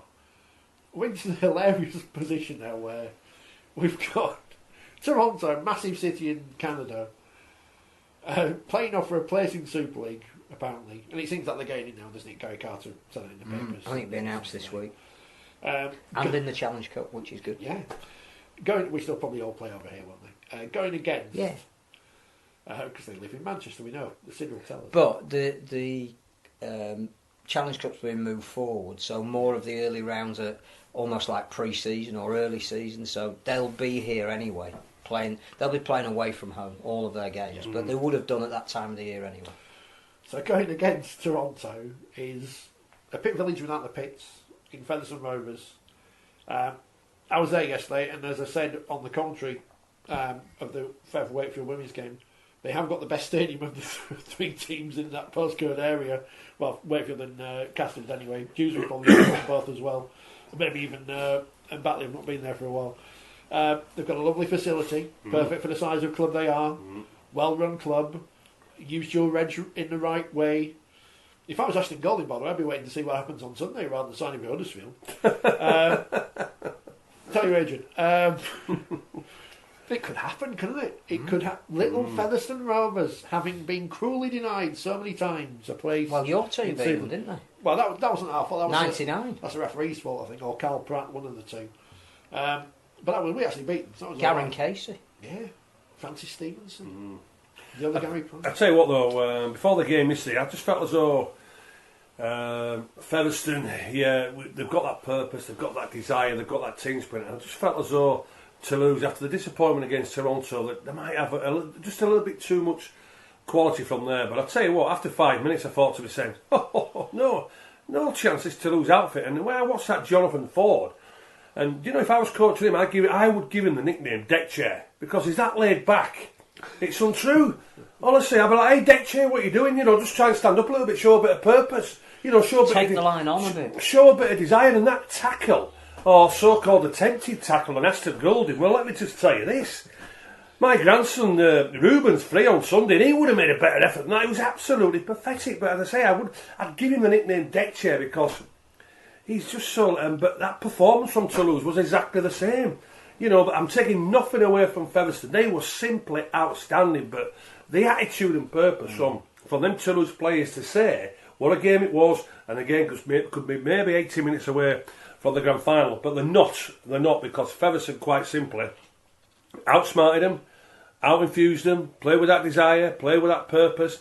And when the moments came along where the opportunities from there were brilliant. We mentioned Callum McClelland earlier, good kicking game, but then the main man coming up with the right calls in Dainches, and the 2 kicks he put through. I tell you what, Johnny Davis, what sort of player is Johnny? When you talk about somebody who put his body on the line week in and week out, I loved him when I watched him down at Castor a few years ago. But yeah, the purpose got there. But as we say about Carey from there, and all them players again. The players as individuals know the jobs and know the roles, and then that as a team comes collectively. Nobody tries to stand on somebody else's shoes to say, move out of the way, let me do this, let me be Barry Big Crystals. They're a good team, got a good side. One thing for sure, what Toronto won't be doing on, is it Saturday or Sunday they play? Saturday night. On Saturday night, they won't be disrespecting Featherstone, because one thing for sure, what Featherstone will not be lacking, that will be desire, purpose, enthusiasm. Because listen, they can create history, just like Salford can do the night before on the Friday. They can create history for this great club. We know from where they come. We know the great history of Featherstone. And Mark Campbell's done a great job at Featherstone Rovers from there, where 80 minutes away from the big stage. I think it's a great story. I think the other thing that I really like about the Featherstone story at the moment, it goes back a little bit to what we were talking about with Salford showing respect. Featherstone could have complained about the route that they've had. They didn't get back till late today. They've got to get on a plane on Thursday. They're relishing it. They're just saying, no. They're on this journey, Phil. We're enjoying this shit. Don't tell us that we're disadvantaged in any way. Exactly. We're playing the underdog card, but we're loving this. Yeah, send us wherever you want. Send us to Afghanistan if you want. We'll go. Exactly. We'll play. And they are absolutely relishing this togetherness that they've got. On this journey. Summed up by James Lockwood, I think, who is the most underrated player in there. But Harrison played well as well. Harrison played well. Because he's made a big impact off the bench, but he had to start this time. Still made the same impact. Hey, do you know what as well? And I thought to myself, what's he got the Leeds for? But Wellington Albert, he made an impact as well, didn't he? Yeah. But everybody knows the role, as we mentioned there, Phil. They're enjoying this journey, and I would imagine, because at the part-time out of the Featherstone, I would imagine all the lads who are working, the bosses will be saying, I don't want to see you Tuesday, I don't want to see you Wednesday, I know you're going to Toronto Thursday. Enjoy from there. And I would imagine now, like I keep saying, well, players can't be involved because, like the Catalans players, they're on the King Edwards and they've got the Factor 6 on. Well, I tell you what, the Featherstone players, they're on the King Edwards, they're ready for the Factor 6, and they're ready for a quality game of Rugby League on Saturday night. And they have nothing to lose, exactly. So it's a free brilliant hit. Sensation. It's a great story, but I do think the way they've approached it, every week they've just said, let's go on with it. You know what that is, Phil? Because there's no pressure on them. Yeah. No, but also I think the coaching staff have been brilliant. Yeah, just that's where Ryan Carr again. Man management. We're going to enjoy all this. Correct. We're going to have a bit of fun. Absolutely. Let's see what we can do. It's man management and doing things with a smile on your face. And they've got brilliant. They've got a great hooker in Connor Jones, who Cameron King has been one of the players of the championship. He's not fit at the moment. Yeah. Might be this week, but. To then go out and get a replacement as good as that Salford have already snapped up, it just shows again that somebody's doing the work behind the scenes. I know we'll do the predictions, but can it be done? Can it be done? The fact is, can it be done? We're already not ruling out the possibility. Absolutely. Well, I sent Sandy a message today, the big Toronto fan. Hi, Sandy, you all right, darling? And one thing for sure, Featherstone are coming for you. Featherstone are coming for you, Sandy. As I've said before, where we used Well, not to, for her, but Well, we know. The Toronto, yes. Your Toronto mob. where we used to work above the sandwich shop, there was a picture of our dear leader, Mr. Bates, under which it said it can be done. Absolutely. It can be done. It wasn't until he pulled the money It out. can be. It can be done. What kind of relationship does Gary Hetherington and Brian McDermott have these days? Also, Ken? none. Well, so that's the Leeds team all in then this week. Jack Walker can come up. Luke Gale in there. Could Featherstone use any more of these players? No. You've got to have been registered before the playoffs. Yeah, Harry Newman's played. Can he play? He's played for Featherstone a few times this year. Can he play?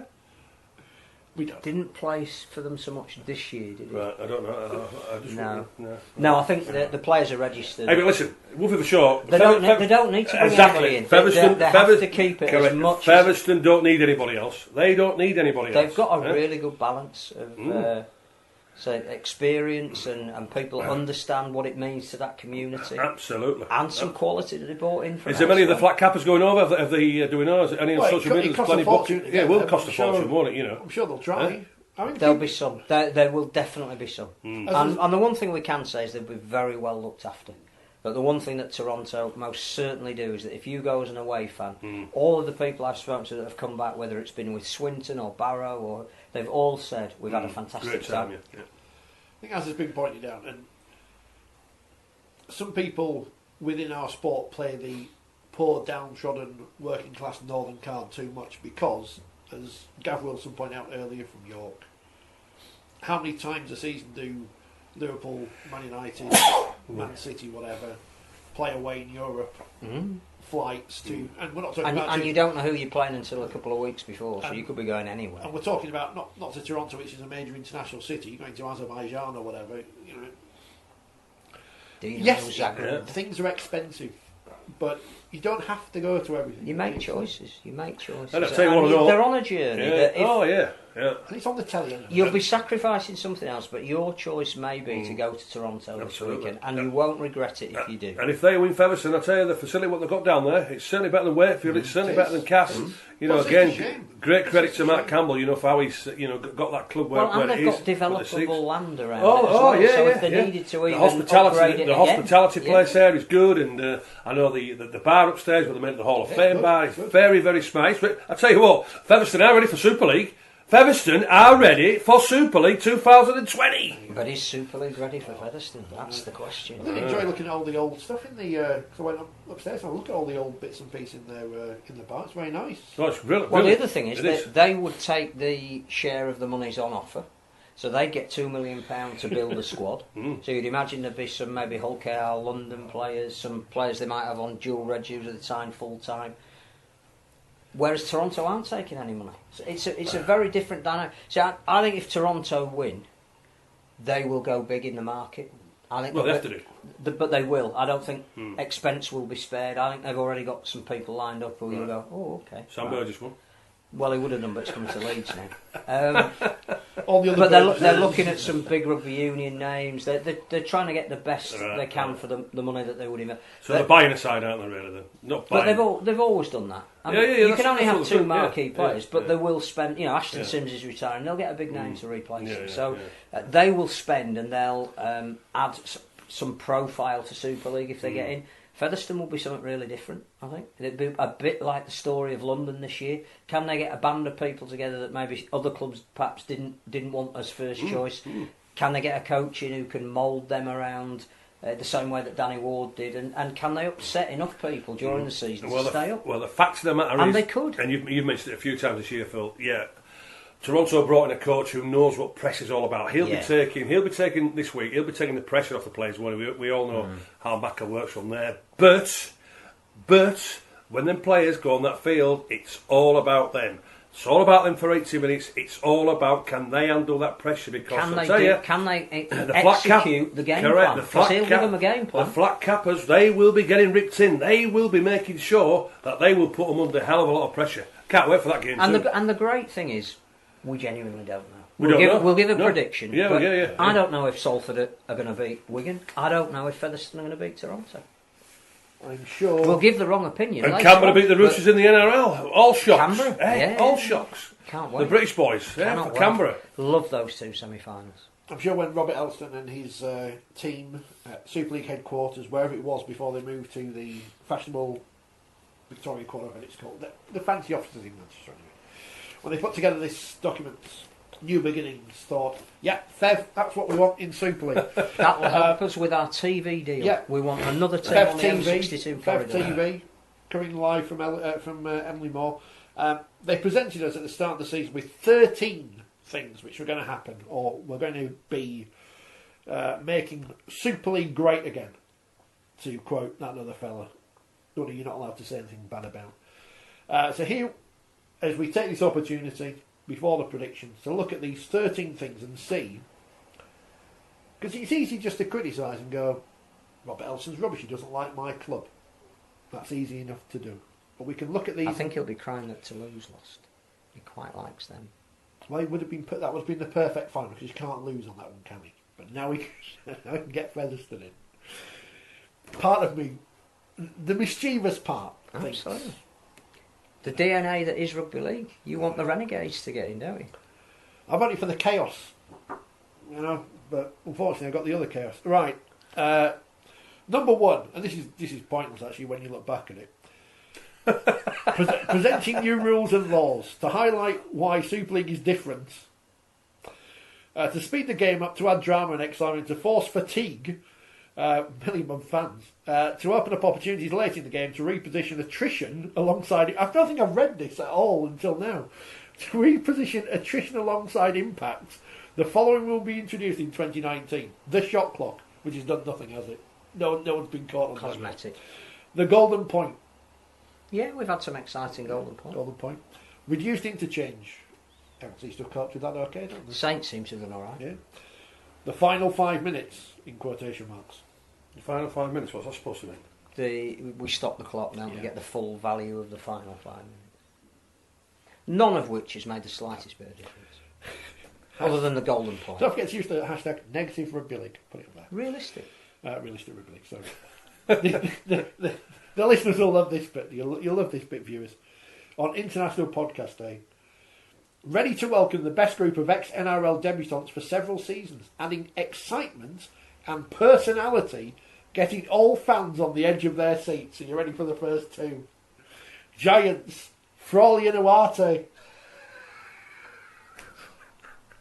Move on. Move on. And then it goes like Kane Linnett's Lola Haya, he's done good at Salford. Hurrell, Merrin, Yates at the Knights, Nakama Paula and Coots at Saints, obviously, and Austin and Clark at the Wolves.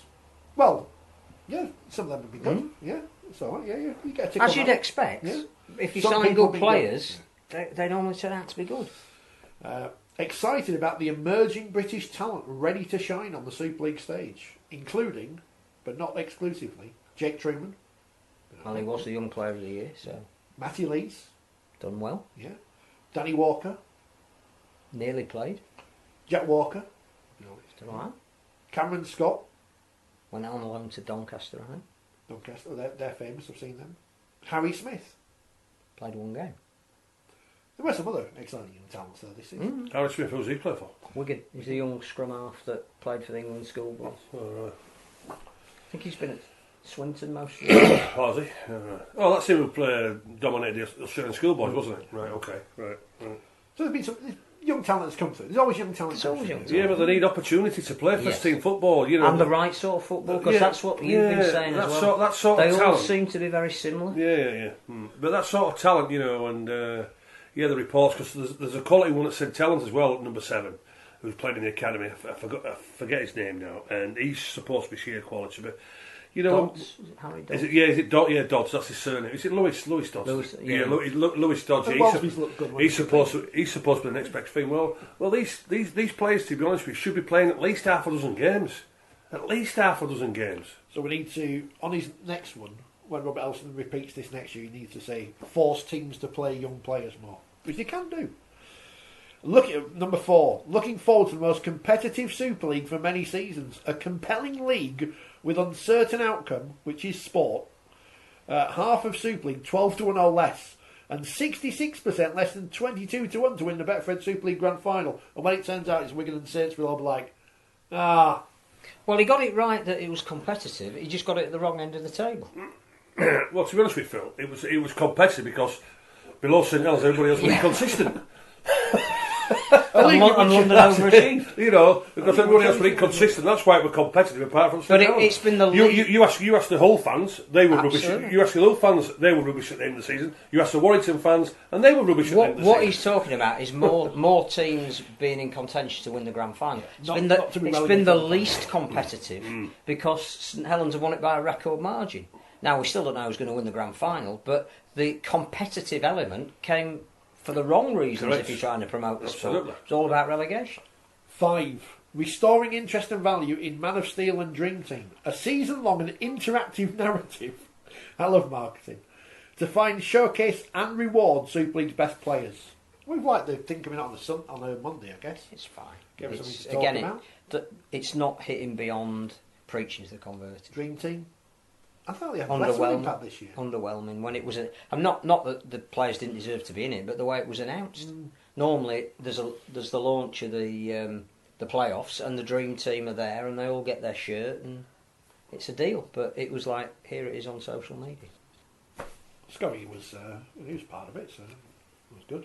I mean, all it's done. If it should have just said, wishing to ape for the Dally M's.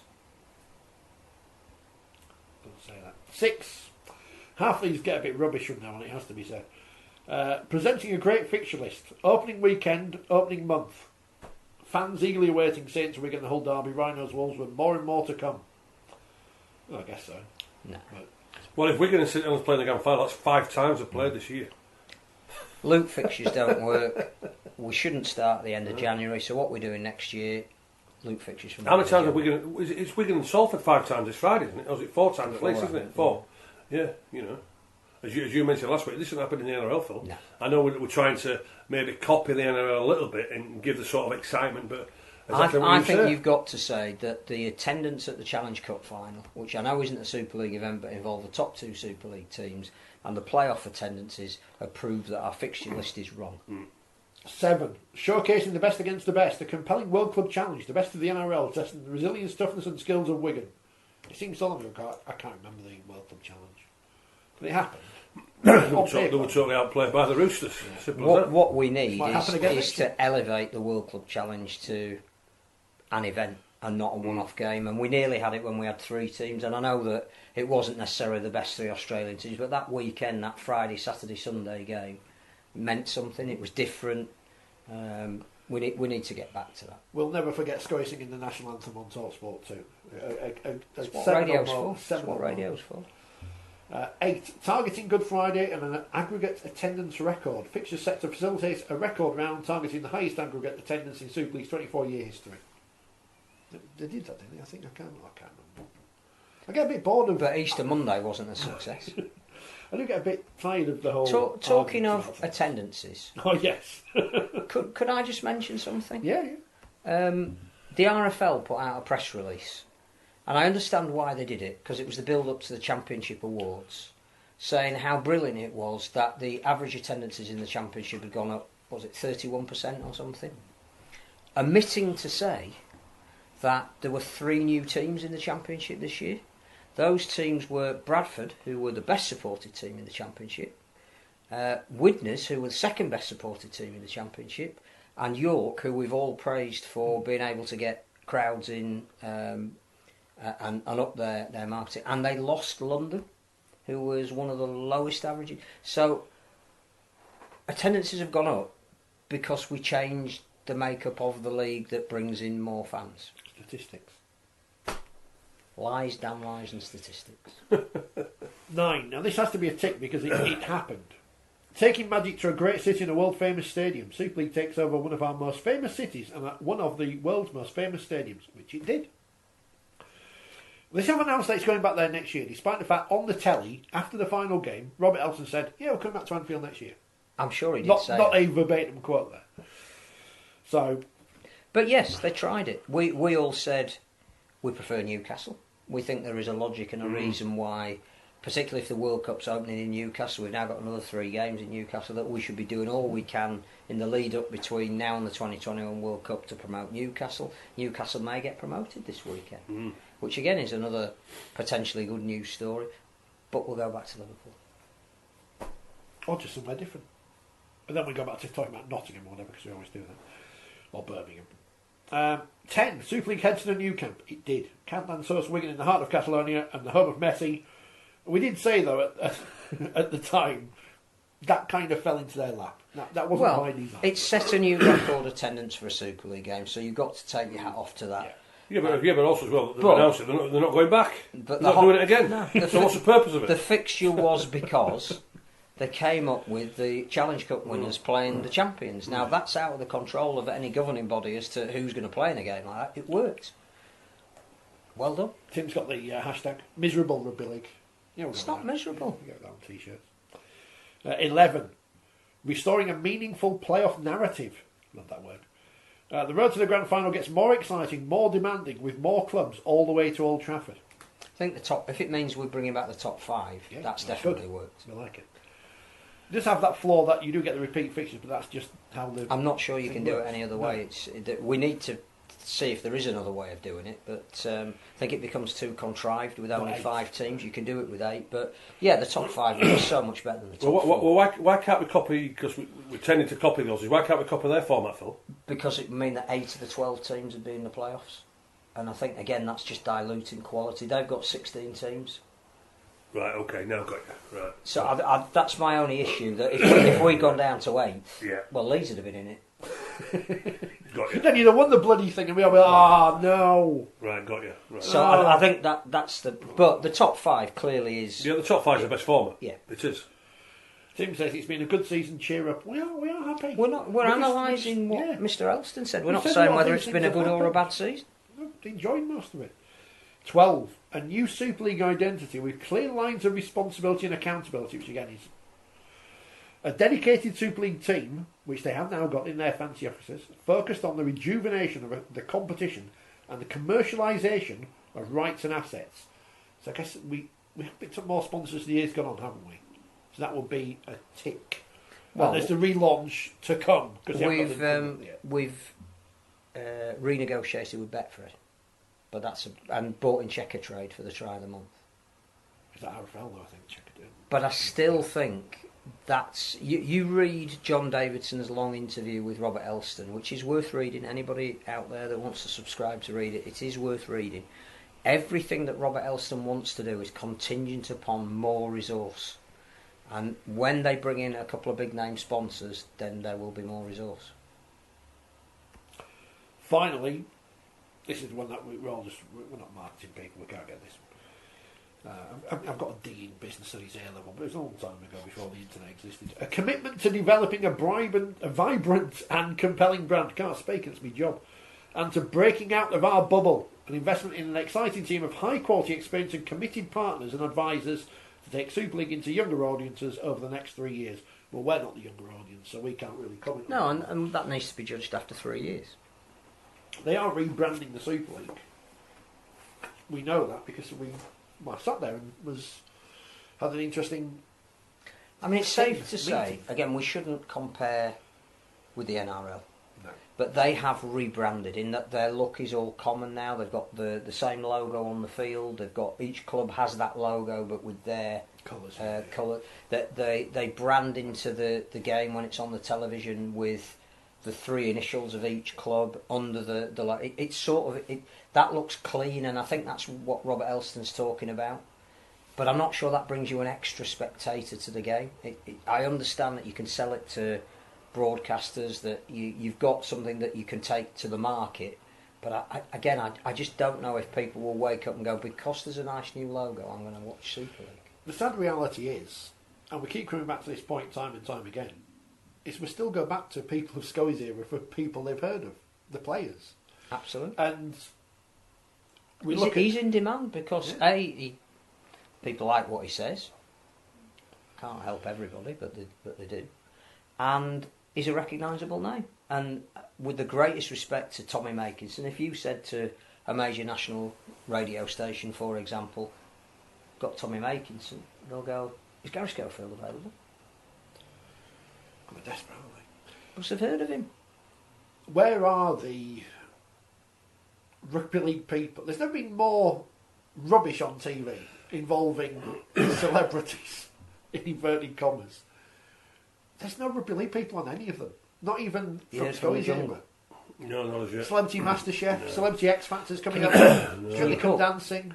Take your own. I can cook. Take your own bachelor's peas. Yeah, I can cook. Yeah, I can cook. I say I want to get on Jungle, haven't I? You know, they've had my CV now for the last 10 years. Have the people at ITV? Yeah, of course. I want to go on the Jungle, represent rugby league. Of course I do.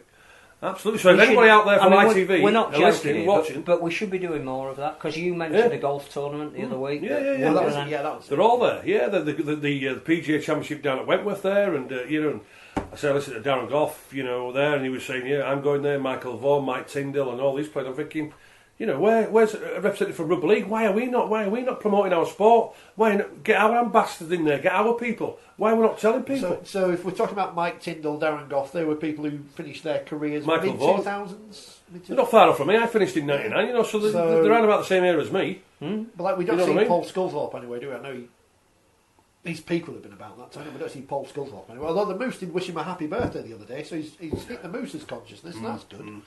Well, the two people we've had. I'd like to hit the moon. Ellery was on Dancing on Ice, wasn't he? Yeah. Chariots. And actually got more people recognising him and then looking back at his rugby career. Yeah. And Martin, he's been on the Dancing and he's been on the Celebrity Cook and Come Down, but no, we need more of it. And as I say, if there's anybody out there, ITV, out on the deck, if you're listening. Get me on that Jungle. They do every Monday. They love the programme. They've left a 5-star review. Hey, do you know what as well? They should be. We should be in contact with Ant and Deck promoting the World Cup Rugby League, shouldn't they? Yeah. Of course we should. We should be 100%. We should be having them as ambassadors. Don't you think? Yes. Probably cost them very too good much point. money, but we should be in contact with TV producers and saying, look, we've got these people. This is where I agree. Totally. This is where perhaps we can use the agents to our advantage because they know how to sell things. Well, to be honest with you. The Eustace Brian Barwick, he used to work for both ITV and BBC. Yeah. Why wasn't he promoting our rugby league players to and the these other TV thing stations? Is, you only need a day's notice and you'll be there. Oh, without a doubt. Oh yeah. Someone's dropped out of. No, but cooking. Anyone. But again, we have a great product, but we just don't use it, do we? I mean, Tim says it. Obviously in your day, in black and white. It was on proper telly. Still on the Challenge Cup's still on normal telly. The internationals are on normal telly. We've got to forget this myth that everything was on. The rugby league was on TV. But these celebrity programmes are all on normal telly. Of course they are. Yeah. I think it'd be good to get some feedback other than #miserable rugby league. What do our listeners think of Robert Elston's manifesto? We haven't made this up. We've just gone through it and sort of judged it, but. Do they think that he's delivered on all 13 of his points? Well, I'll tell you what all fans will be thinking, Phil. Because of the way the season's been, forget about St Helens, but because all the other teams have been close, because of what happened at the bottom of the league, everybody is thinking, tell you what a season we have had in Super League. Well, it's quite simple. Say it's there, and everybody else, because of the inconsistency, what they have played, that's why it's been. It's not been quality rugby league week in and week out. No. Has it else? No way made. No. And the season is too long. You know what, I've got to buy into that now. Less is more. Quality is what we want. Absolutely, I agree. And that's what the players want as well. Yes, of course they do. When you're talking at the end of the season that Justin Holbrook's praying that they're going to get a week off because they've been playing so much rugby. We don't want that. We want to see that quality that Saints show every week because they're fit and ready and able to do it. Yeah. It's only because they had a week off that they felt that they could get back to that level. Well, let's take that on board. Judging by some of the people you see on these celebrity programmes, though, you could get some people who've just recently retired who no one would have ever heard of, and people would still not have heard of them because there's loads of people on there no one's ever heard of. Anybody who's been in reality TV, I've never heard of. We need to get someone on Big Brother or something. Or I don't know. Richard Maley's on. We're in the house. He's wearing his dressing gown. He's even on Big Brother. But tell you what, if I went in the celebrity Big Brother, how many dressing gowns could I take in there? How long in for a fortnight? You'd be selling them to people. How long in there? It's about 6 weeks. You'd be becoming a I'll tell you cult. what, I'll take my dress. Phil, don't be saying you what? Mind your language. But I'll take my dressing gown to the jungle. I'll be on the hammock there. You would. Do you know what I mean? Take the dressing gown there. That's your luxury item. In my speedos. Be absolutely tremendous. Just going down to the water hole in my dressing gown. Absolutely. I'd be looking ripped. Do you know what I mean? Sensational. Tanned. Get me on there. I want to get that jungle. That's my ambition. You'd be funny. I want to. You would be funny. It's on my bucket list. Is the jungle? Get me in there. You can imagine, can't you? There'd be people going, "I've no idea what he's talking about. I can't understand a single word he's saying."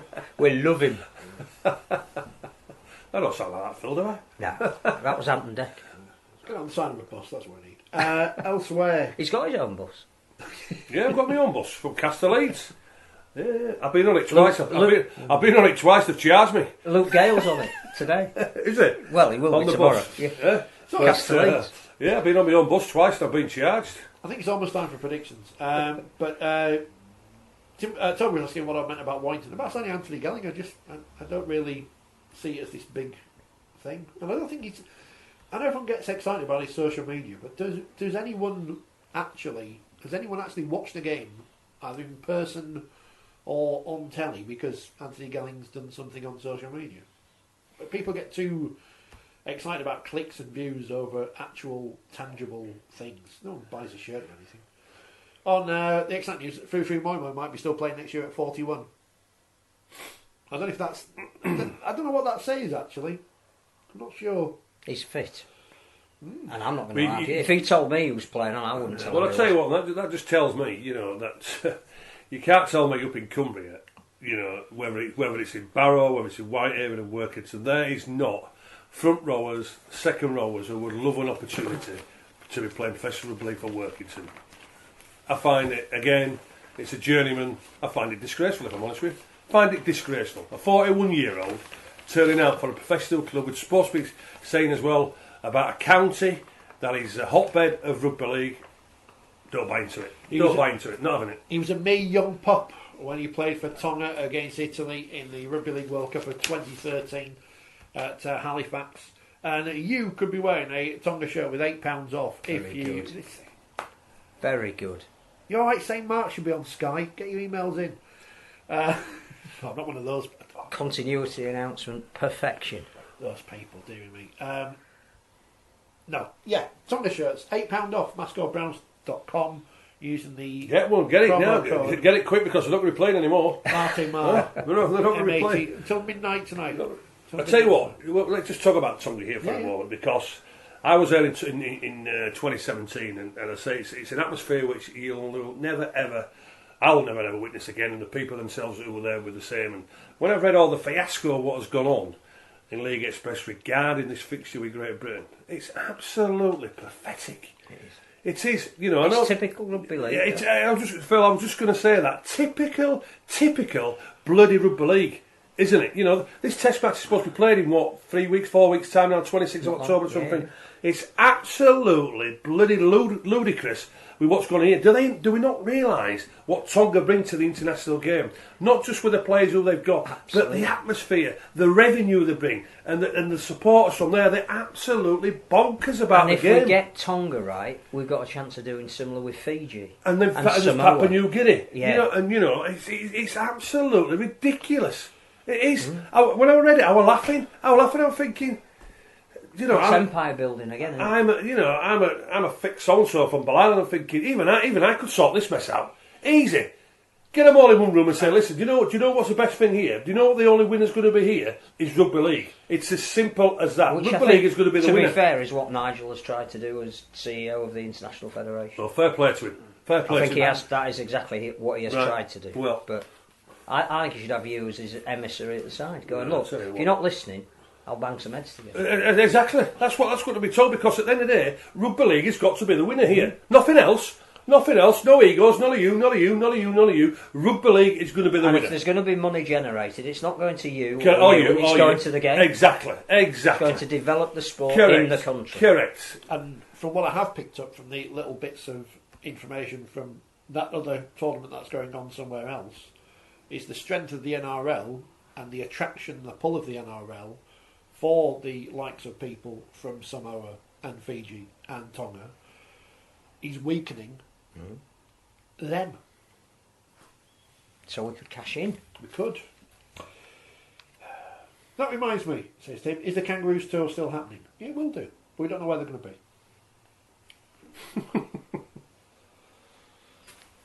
Yeah, 12 months away. Tickets on sale soon. Oh, and, last thing, before I forget, congratulations Andy Kelly's new job at Huddersfield Giants, head of rugby, which, of all the things that have happened at Bellevue in 1999 onwards, what could have been? Well, only some idiots hadn't sacked him. That said, he's probably in the best place anyway, because the club would have gone into the bin a million times anyway. But yeah, just shows the youngsters coming through the Huddersfield system show he's obviously a very talented man within the sport. Prediction time. Yes. First of all, to break from tradition, I'm not going to ask you to predict the games. I want you to tell me who's going to be in the Women's Super League Grand Final. 2 semi-finals next week. Castlewood versus Wigan and Saints versus Leeds. Now, bear in mind, of course, when we did the Challenge Cup final, we got this horribly wrong. So, who's going to be in the final? Well, I'm going to Yorkshire. I'm going Leeds Cass. I do think Castleford will beat Wigan. I think Wigan, by their own admission, have not hit the heights this year that they did last year. They're in a transition phase. Cass have been brilliant, and Cass know that they got through to the Challenge Cup final where they were heavy favourites to win it and couldn't. So that I think they want to go back to a grand final and avenge that. The Saints Leeds one is really interesting. That was one of the games of the season, their cup semi-final that Leeds won very late on with Caitlin Beaver's long-range try. I think that result last week by St Helens will give them all the confidence they need, having beaten Castleford. So I am going to go for a Castleford St Helens grand final and hope that Danica isn't out. Castleford are going to be there. She played Danica, is she? Yeah. She's got a try against Wakey the other week. A long distance try as well. What was it she was described as this week?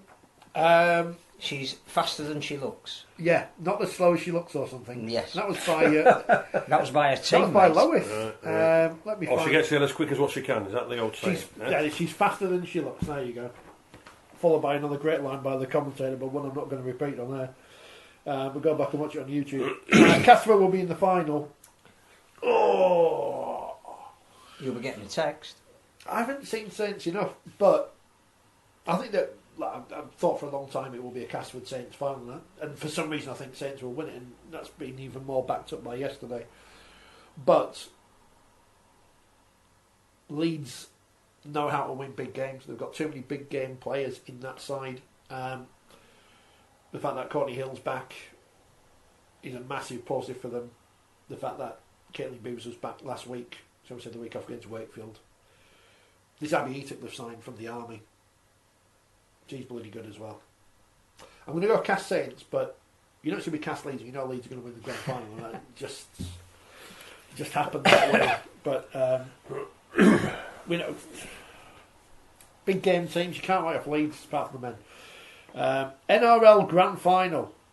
It's the battle of Britain versus Australia, because the Sydney Roosters representing Australia, and apparently Canberra Raiders, who've got a couple of English people in there, they represent the whole of us. Sunday morning, 9:30 or something. Yeah. It won't kick off on time. It's a 10:30 kick-off. I think they've got all the build up. 10:30, there you go. Canberra having beaten South Sydney. One Republic are the band playing beforehand. Yeah, so tune in at 10:30. Canberra beat South Sydney. The Roosters beat the Storm. Who will it be back-to-back titles for the Roosters? Or well, I saw the Roosters play Canberra. I think it's about 5 or 6 weeks ago down at Queanbeyan, and from there, and just total quality. You know, from 1 to 17. I'm not saying the Canberra Raiders aren't their sheer quality because they are, but I just feel as though they've got the wool over them. The Roosters on Canberra. Great that the British guys are making, you know, all the headlines down under at this moment in time. Certainly John Bateman. You know, as I've mentioned about John before, he's a freak of a rugby league player, and he's taken the NRL by storm. Josh Hodgson, you know, if it wasn't for Cameron Smith, easily the best hooker in the world from there. And Ricky Stewart, getting the tune out of all his players. But I just feel as the way the Roosters, Cooper Cronk, his last ever professional games, retiring after this one. We all knew what he did last year, just with one arm. You know, what's going to be like organising this year with two arms, fully fit. Want to go on a massive fight. Tedesco, just looking at him there, best player in the world at this moment in time. Boyd Courtney again, the second rowers, but I just feel as though the Roosters a little bit too much quality for Canberra. They've not been there, Phil, for what, 25 years, is it? 25 years, big occasion. I don't think that'll get to them, to be honest with you, from there. But the Roosters, for me, too much quality. I'm going to Roosters by 26 points to 10. I think the interesting thing about this game is that there are parallels with what Canberra have done this year, with everything we've said about Salford and Featherstone. There's a real togetherness about this team, and that it's not about they're the best players in the NRL. They clearly are exceptionally good players, otherwise they wouldn't be in the grand final, but they perhaps wouldn't make a top 13, some of them. But what they've got is a coach that believes in them and has given them a reason and a method and a way of playing that they clearly love. And they've nilled 3 teams this year, which is virtually unheard of in the NRL, which tells you that their defence is bang on. And it is defence that wins the big games. So we've got a great story. We've either got the Roosters going back to back, which hasn't happened since 1993, or we've got Canberra winning it for the first time since 1994. I think you're right. On the big occasions, the class players stand up. And I think we saw Melbourne have lost maybe a couple of world-class players over the last couple of years. And when it got to the point in the game last week against the Roosters where they could have exerted pressure, they got it back to 8-6. They couldn't find the play, which was partly down to the Roosters stifling them and partly down to they might have taken the wrong option.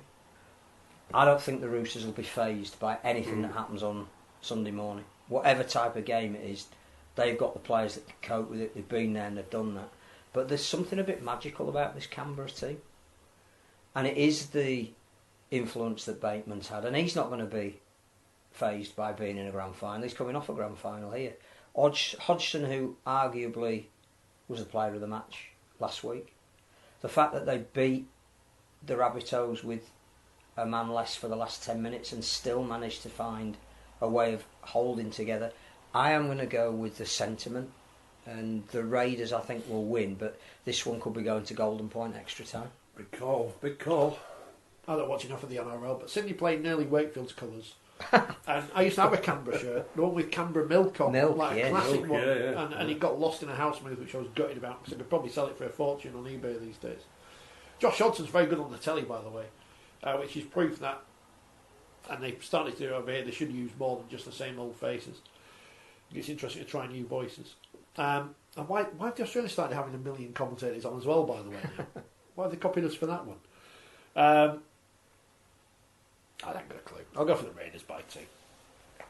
They've got British people in there. We're like, go on. I know, Roosters have got Ryan Hall as well, so you might get a medal on the side.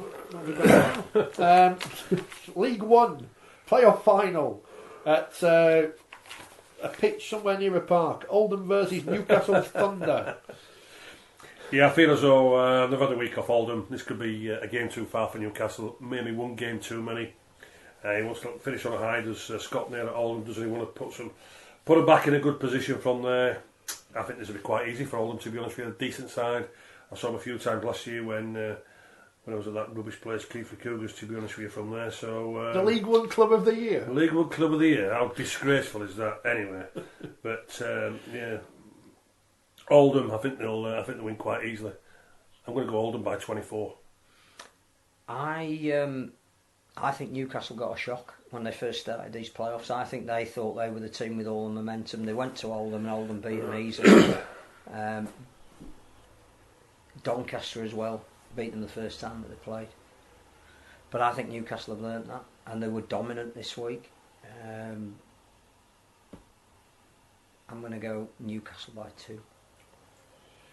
This is almost the... Have you been on the syrup? I don't think I've got a prediction right all year, so don't listen to a single word. Have you been on the syrup, Phil? This is very similar, isn't it, to the game we'll talk about last, because you've got the team who you can imagine they as if there's some kind of shadowy figure at the RFL. They would want in the Championship is a Newcastle who are progressive and further expanding the width and breadth of the competition or whatever against Oldham, who are whatever they are. And they've obviously done very well this year because they finished above Newcastle in the table. They've only missed out by 2 points in automatic promotion. I don't know enough about these teams, so I'm going to go with Newcastle by 4. This is a bit of a cop out, isn't it? We can't know about everything. Like that anyway. Got other stuff to do. Ask me about American horse racing instead. Friday night, it is the Betfred Super League preliminary final. I preferred when they called this the Eliminator or whatever it was. It sounded more threatening. Wigan Warriors versus the Salford Red Devils to play St Helens in the grand final next week. Looking forward to this one. Looking so forward to this one. As we know, the Wounded Warrior, exactly what happened to him last week against St Helens. They won't worry about that, as we said earlier in the show from there. And the holders, they don't want to let the trophy go quite easily, and they won't do. They won't. This is their part of the season. This is a business end. This is what's in their DNA. And I say they know what it takes to win these big games. But, and you'll say to me, have you been on syrup, Scully? No. Salford would have learned from 2 weeks ago, from a point of view where, yes, they will be patient, but this time Salford will be a little bit smarter.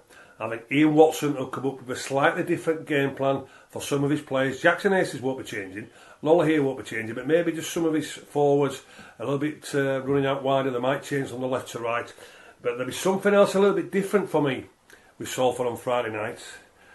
It's a great story, and I don't think this story and I don't think this journey's ending on Friday. I don't. Salford have learned. I think Salford, with no pressure, enjoying what they're doing. I'm going Salford to turn Wigan over on Friday, and I'm going Salford by 7. I think you make a very compelling case, and I don't think anybody who's watched Salford in the playoffs and saw them nil a team this week would know that they are up for this. They've got the constituent parts to trouble Wigan. They could have beaten them a fortnight ago. Absolutely. What they didn't do, as we said at the beginning of the programme, was just take the chances when they made them. They made the chances, but they just couldn't take them. I think it would be a great story, and I would love Salford to win, because I think the grand final is desperate for a new name in there. Whether they win it or not is a debate for next week, but I don't think it would do the sport any harm at all for Salford to appear round the corner from where they play. I think there's a lot of narrative there. But you look out the window, it's raining. You look at what Wigan do probably better than any other club at this time of the year, and that is know how to play a game in this time of year, and in this weather, and in these conditions, and they've got so much experience. You know, you're not going to tell me that Sean O'Loughlin and Tommy Lulai this week isn't reminding them exactly what it is that they need to do. You know, Zach Hardacre has got a huge incentive to play on a stage that he missed out on last time he had the opportunity, and he's been getting better every week.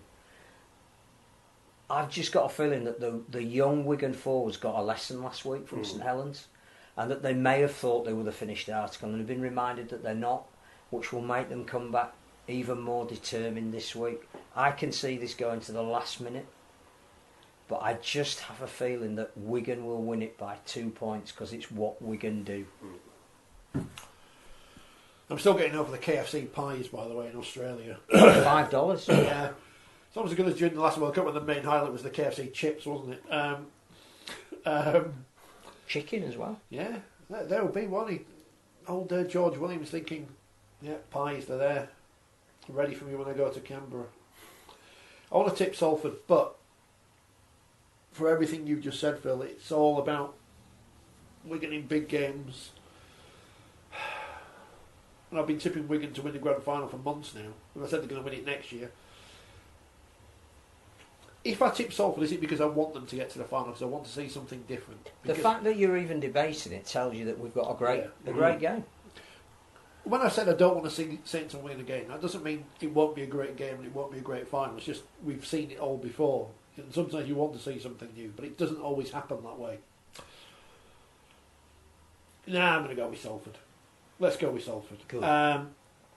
Jackson Hastings will have a great weekend because he will lead Salford to the grand final on Friday. It'll be announced as Man of Steel on Sunday, and Salford will win because I can't split them in Golden Point by 1. What's his name? O'Brien. He's playing on Saturday night. He is. Because on Saturday night at 7:30 at the Lamport Stadium in front of all the cardboard cutouts and all the beer garden and a few people in flat caps. Toronto Wolfpack representing the future. Somebody cruelly described Featherstone as being a town stuck in the 80s. I think that's a bit harsh. 70s. What, a bit harsh on the 80s? Featherstone Rovers at Toronto Wolfpack. A game in which, when you started your career, Scully, you could never have imagined that we'd be talking about Toronto versus Featherstone. But here we are, for a new team in Super League. One of the oldest clubs versus one of the. Well, I'll tell you what. You asked many of the Featherstone fans and saying you're going to go to Toronto in two. If you had said to the Featherstone fans when they won the Challenge Cup against Hull back in 1983, and in 2019 you're going to be going to Toronto to qualify for the big league, they would have been thinking you'd been on the sauce. Don't worry about that.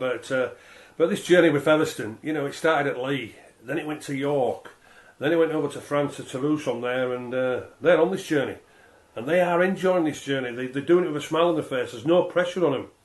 All the pressure is on the Wolfpack, and moving the show, Featherstone won't be going there thinking, yeah.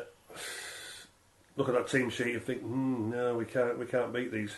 Featherstone won't be lacking in desire. Featherstone won't be lacking in purpose. Featherstone won't be lacking in enthusiasm.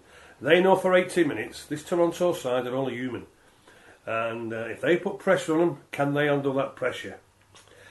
The problem is the quality of what Toronto have got, and certainly as Phil's said a few times this year regarding Brian McDermott, he will be taking all the pressure off these players. They brought in a player as well this year of Toronto in John Wilkin to get him over this step, to get him over that white line. The journey for Featherstone's been brilliant, but I just feel as though the Wolfpack, too much quality, too much experience at this level. Maybe a game too far for Featherstone. I don't think they will get hammered, not one little bit, because they will play for the full 80. But I just feel as though Toronto have got too much quality, and I'll go Toronto by 12. I think this is where the week off comes in and is an advantage, and that Featherstone's journey has been majestic. Not only have they won away from home, but they've got better every week. I thought the display at Leigh would take some beating, but the dismantling of York and never gave Toulouse a look in this week. They are getting better and better, and I've absolutely no doubt that the more you say to them you can't do something, the more they'll be determined to do it. So flying out on a Thursday for a game, it won't faze them at all.